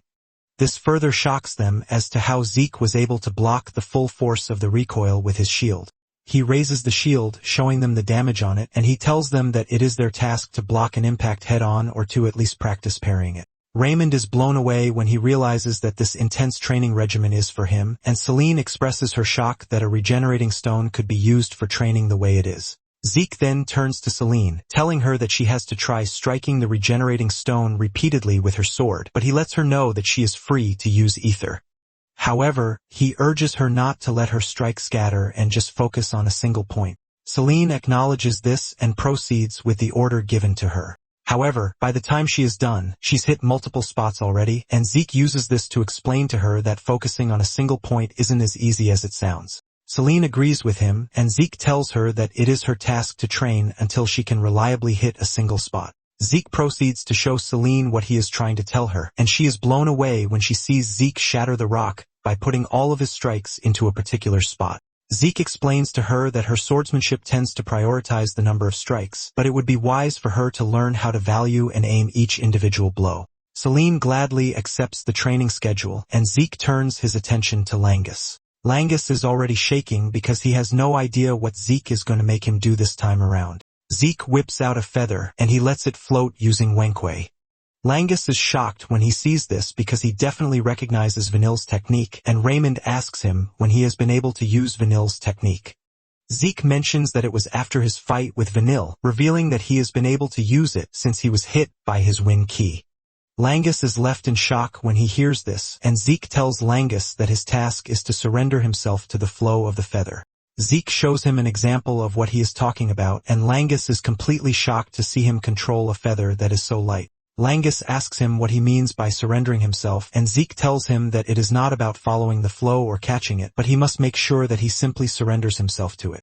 Zeke shows an example of what he is talking about by using a spear to follow the flow of the feather as it floats in the air, and Zeke tells him that once he is able to master it, he will be able to create the flow himself. Langus is completely overwhelmed by what he just heard, thinking about how much his next couple of weeks are about to become totally unbearable. Laika shows up, telling Zeke that it is time for them to go so as not to be late. Zeke throws Langus his spear, and as he runs off, he urges every one of them to train hard on the assignments he's given them.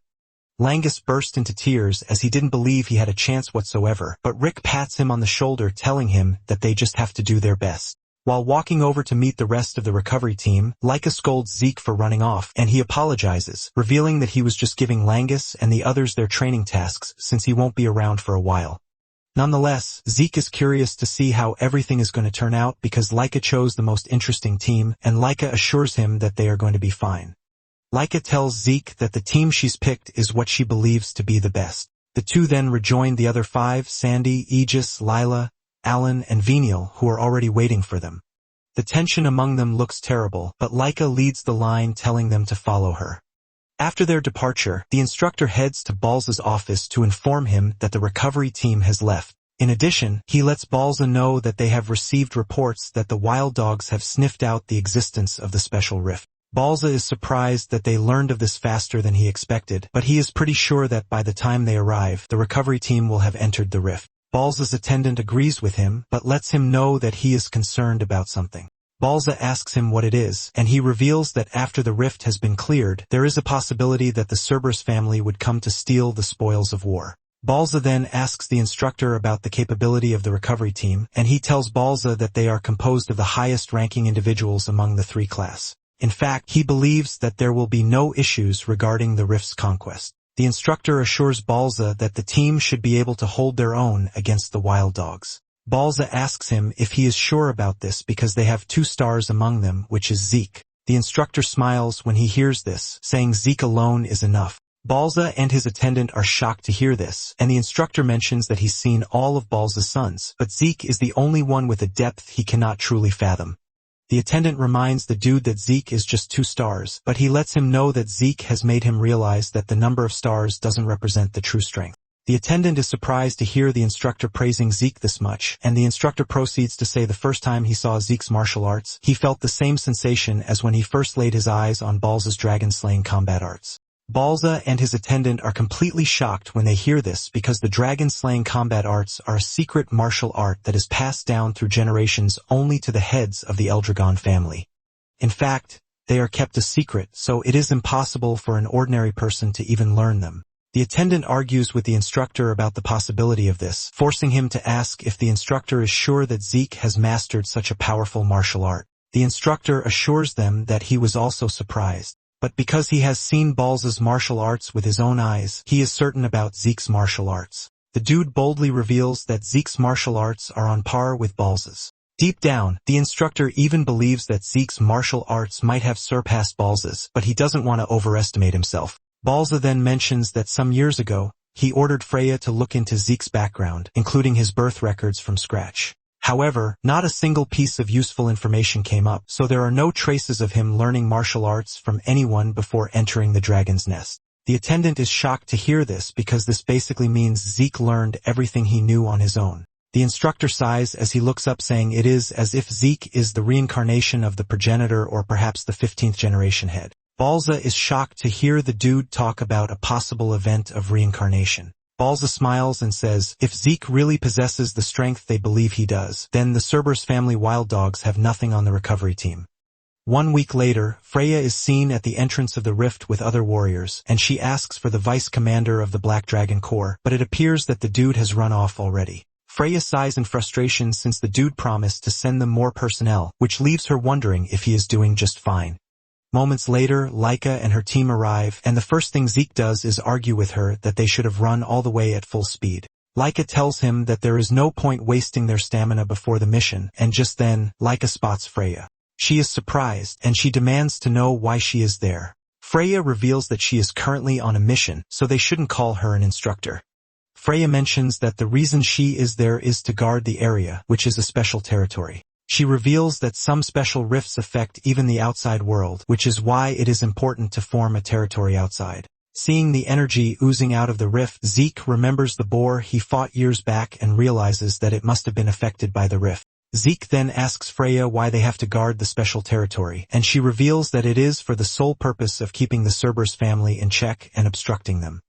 Laika asks what this means, and Freya reveals that if they conquer the rift and obtain the magic water, the military strength of the Eldragon family will increase.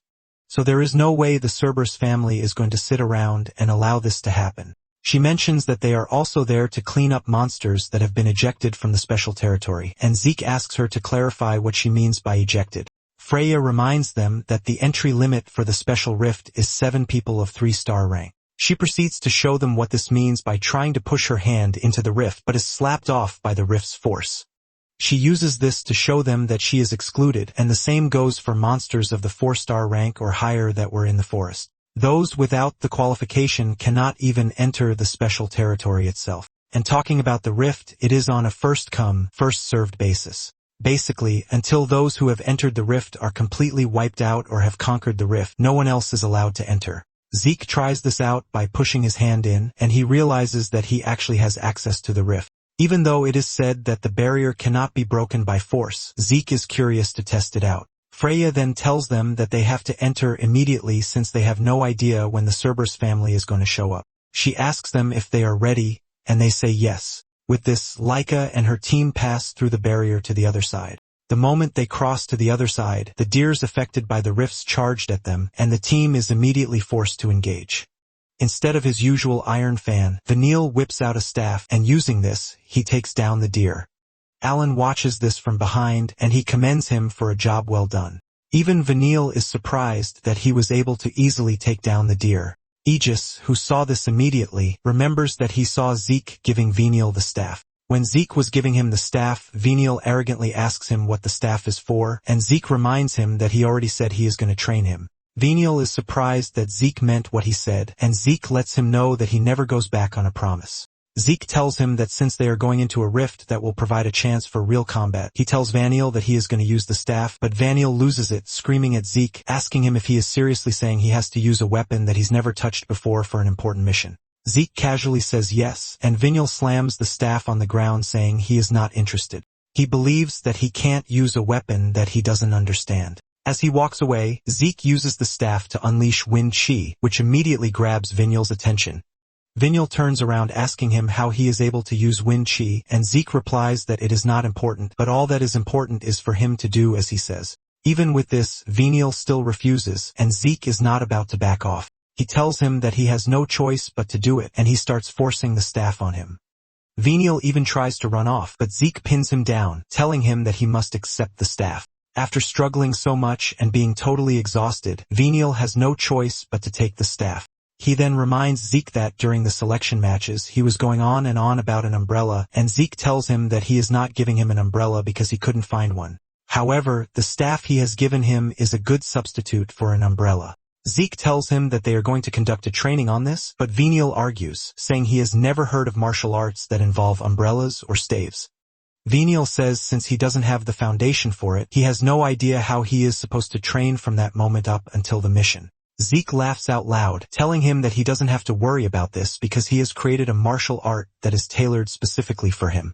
Zeke even goes ahead to name it the Spectral Wind Umbrella Art. Now in the present day, Aegis is surprised and totally overwhelmed with the idea that Zeke was able to create a new special art for Vanille. However, he can't even deny that it is effective because Vanille's movements are sharper than when he used the fan. To top it all off, it actually matches the characteristics of his wind ki. This leaves Aegis wondering if Zeke was actually able to create a martial art that is solely for Vanille. Moments later, Zeke commends Vanille's movements and strikes, and Vanille almost tears his own head off. Alan then asks if Zeke was truly the one who created Vanille's martial arts, and Vanille says yes. Alan is left speechless, leaving him to ask who exactly in the world Zeke is. Even Vanille cannot answer this question because Zeke is just too complicated for them to understand. Just then, Zeke turns his attention to Lila, and Lila asks him if it is true that he created a martial art. Zeke confidently says yes, and Lila asks him how he was able to do it, and the only answer Zeke can give is that he is him. While Lila is already worshipping Zeke, Sandy butts in, saying it is quite impossible to create a martial art. Aegis then reminds Sandy that it is Zeke they are talking about, so it might be possible. Sandy mentions that she really doesn't care about all of these because the only thing she cares about is Venial not holding them back. Venial turns back in anger, and Sandy mentions that she is worried if Venial will be okay using martial arts that he is not used to, even though he can't properly fight without the help of a poison. The atmosphere immediately lights up in flames as the two groups start arguing with each other, with Alan supporting his master. Sandy taunts Alan, telling him to do something about it if he is pissed. Realizing that the situation is about to escalate, Aegis comes in, urging them to calm down, reminding them that they are on a special rift mission. He reminds them that they have no idea what is going to happen once they enter the rift, so they have to throw away their grievances and cooperate. He asks Sandy if she understands this, but Sandy argues that there is no way she's going to understand someone who almost killed Laika by using poison in a match.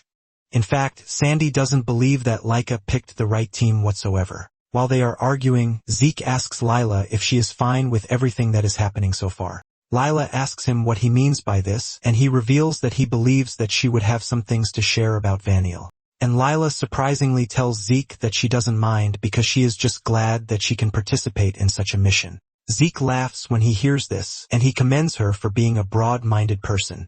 Sandy, on the other hand, doesn't think what Vaniel did is something that should be brushed off lightly. Sandy yells at Laika, asking her why she chose someone like Vaniel, and she replies that she might not be as detached as Lila, but there is no doubt that Vaniel and Alan are strong, so she only made the important decision that is necessary for the mission.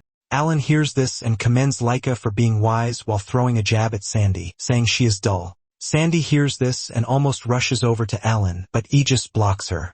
Zeke is not surprised by this because he already knew that the selection matches are still casting a shadow over the team.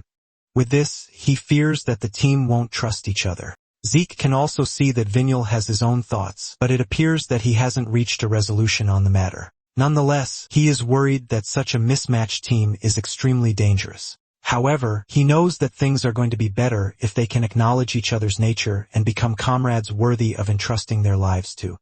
Moments later, they arrive at the entrance of the rift, and Zeke is left in awe because this is the first time he's seen a literal crack in a space. Laika urges everyone to stay sharp as they are about to enter the rift since they have no idea what they are going to come across.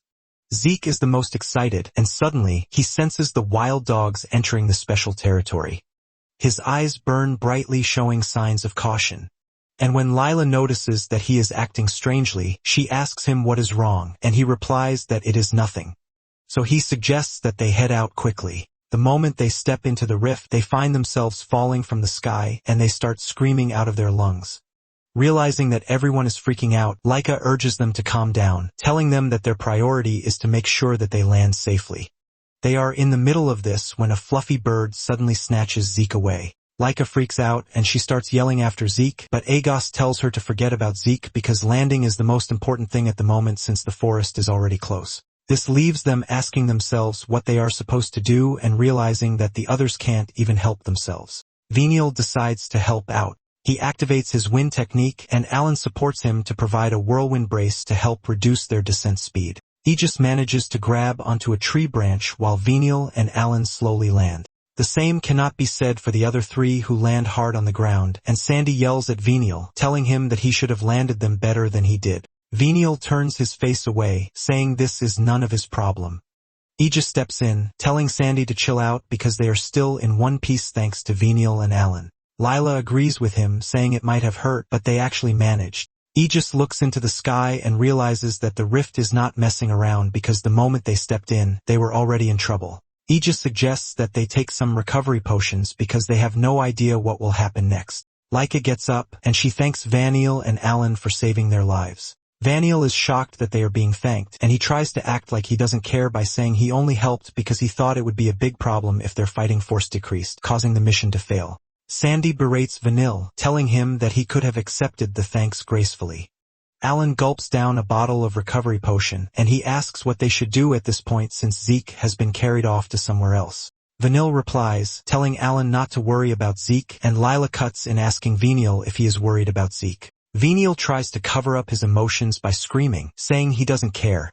Sandy teases him, telling him that he is not even honest with himself, and Aegis mentions that Venial is right about the fact that they are not supposed to worry about Zeke. Sandy yells at Aegis for agreeing with Venial, but Laika cuts in, saying Aegis is right. She is pretty sure that Zeke is going to be fine on his own, and they might actually be the ones in trouble. Sandy is surprised, and she asks them who they think Zeke is. Those who have seen Zeke in action before immediately come to one conclusion. Zeke is a monster. Aegis then tells the others that they will regroup with him later, but the problem is that he has no idea which way they are supposed to go. The shy Lila then speaks up, revealing that she saw a pillar of light in the distance when they were falling. Alan reveals that he saw this too, but because they were falling, he doesn't think anyone would know the direction. Lila casually points in the direction of the light, and Alan asks her if she confirmed the direction of the light when they were falling. She says yes, revealing that she checked the surroundings, and Laika commends her thoughtfulness. Laika mentions that the bird that took Zeke was also going in the light's direction. She suggests that they head toward the pillar of light while keeping in mind that they are going to reunite with Zeke. She is pretty sure that there is no way Zeke would ignore a light like that, and those who truly know him agree with Laika. On the other hand, Zeke is enjoying his ride because he believes that it is a good experience to have been snatched off by a bird. He thinks about Laika and the others, but he believes that they are going to manage. And just as they are about to reach the pillar of light, the bird drops Zeke toward its nest. As he falls from the sky, he realizes that the bird's nest has 3 hatchlings waiting for food, and he finally realizes that he was snatched off with the purpose of getting eaten. However, Zeke, being Zeke, beats up the bird and its hatchlings for trying to eat him. This lets him know that he has found himself in such a weird world. Just then, he remembers that there are monsters called Chaos in the rift, but because of how adorable the bird is, he doesn't think it is one of the scary monsters. However, he notices that the bird is in a bad state, which isn't a result of the small beating that he gave it. He also notices that the bird appears to be starving, and just then he sees a bunch of flying monsters heading in their direction. Zeke is not surprised because he has sensed their presence for a while now. The bird spots the monsters and starts freaking out. The bug monsters are led by a big grasshopper, and the moment they arrive on the rock, the bird becomes even more terrified. It finally dawns on Zeke that the bird was being tracked by the bugs. He is completely surprised that an insect is bossing over a big bird, which shows how crazy the rift is. Seeing the dark aura oozing from their bodies, Zeke figures out that the insects are the Chaos. He assesses the situation and figures out that the big bug is a 4-star monster, while the little ones are 3-star. The bird, on the other hand, has no way to protect itself or its hatchlings. Zeke is left asking himself what he should do in this type of situation. He thinks of running, but suddenly, the weak mother gets up to defend its nest. Even the young ones stand up for themselves, and this impresses Zeke, who praises their resolve. Since they are ready to fight, Zeke promises the birds that he is going to lend them a bit of his strength. Zeke turns his attention to the bugs and can sense the immense bloodlust coming from them. It is as if their only purpose is to kill, and he finally understands why they are Chaos. One of the bugs lunges toward him, but he grabs it and smashes it in half. Seeing how Zeke ruthlessly takes out the bug, both the birds and the bugs are left in shock. After taking out the bug, Zeke angrily unleashes the dragon presence, which overshadows the entire area, scaring the bugs really hard. Zeke then tells them that if they turn back at that point, he is going to let them go, but refusal to do this will only result in their painful deaths. After witnessing what Zeke is capable of and managing to survive the dragon's presence, even the Chaos has no choice but to turn around and leave. Zeke admits that the bugs are pretty creepy even as they leave, and even though he would have enjoyed fighting them, he decided to hold back. He also notices that unleashing the dragon presence in his current state is still exhausting. He turns around to see the birds focusing on the bug's corpse on the ground, and he tells the birds that they are free to have the corpse if they want. Without hesitation, the birds descend on the bug's corpse, and Zeke figures out that the mother bird must have gone to the forest to find food for its starving chicks, but they were attacked by the bugs, causing it to flee back to its nest. It was returning when it spotted Zeke falling from the sky, and it decided to catch him as food. Even though he almost became bird food, Zeke doesn't mind helping the birds. He notices that they are still hungry, and he suggests that they go hunting to satiate their hunger. In fact, he promises the poor bird that he is going to train it so it doesn't have to struggle for food again. Later on, the pack of bugs that Zeke allowed to leave falls prey to the team of wild dogs from the Cerberus family.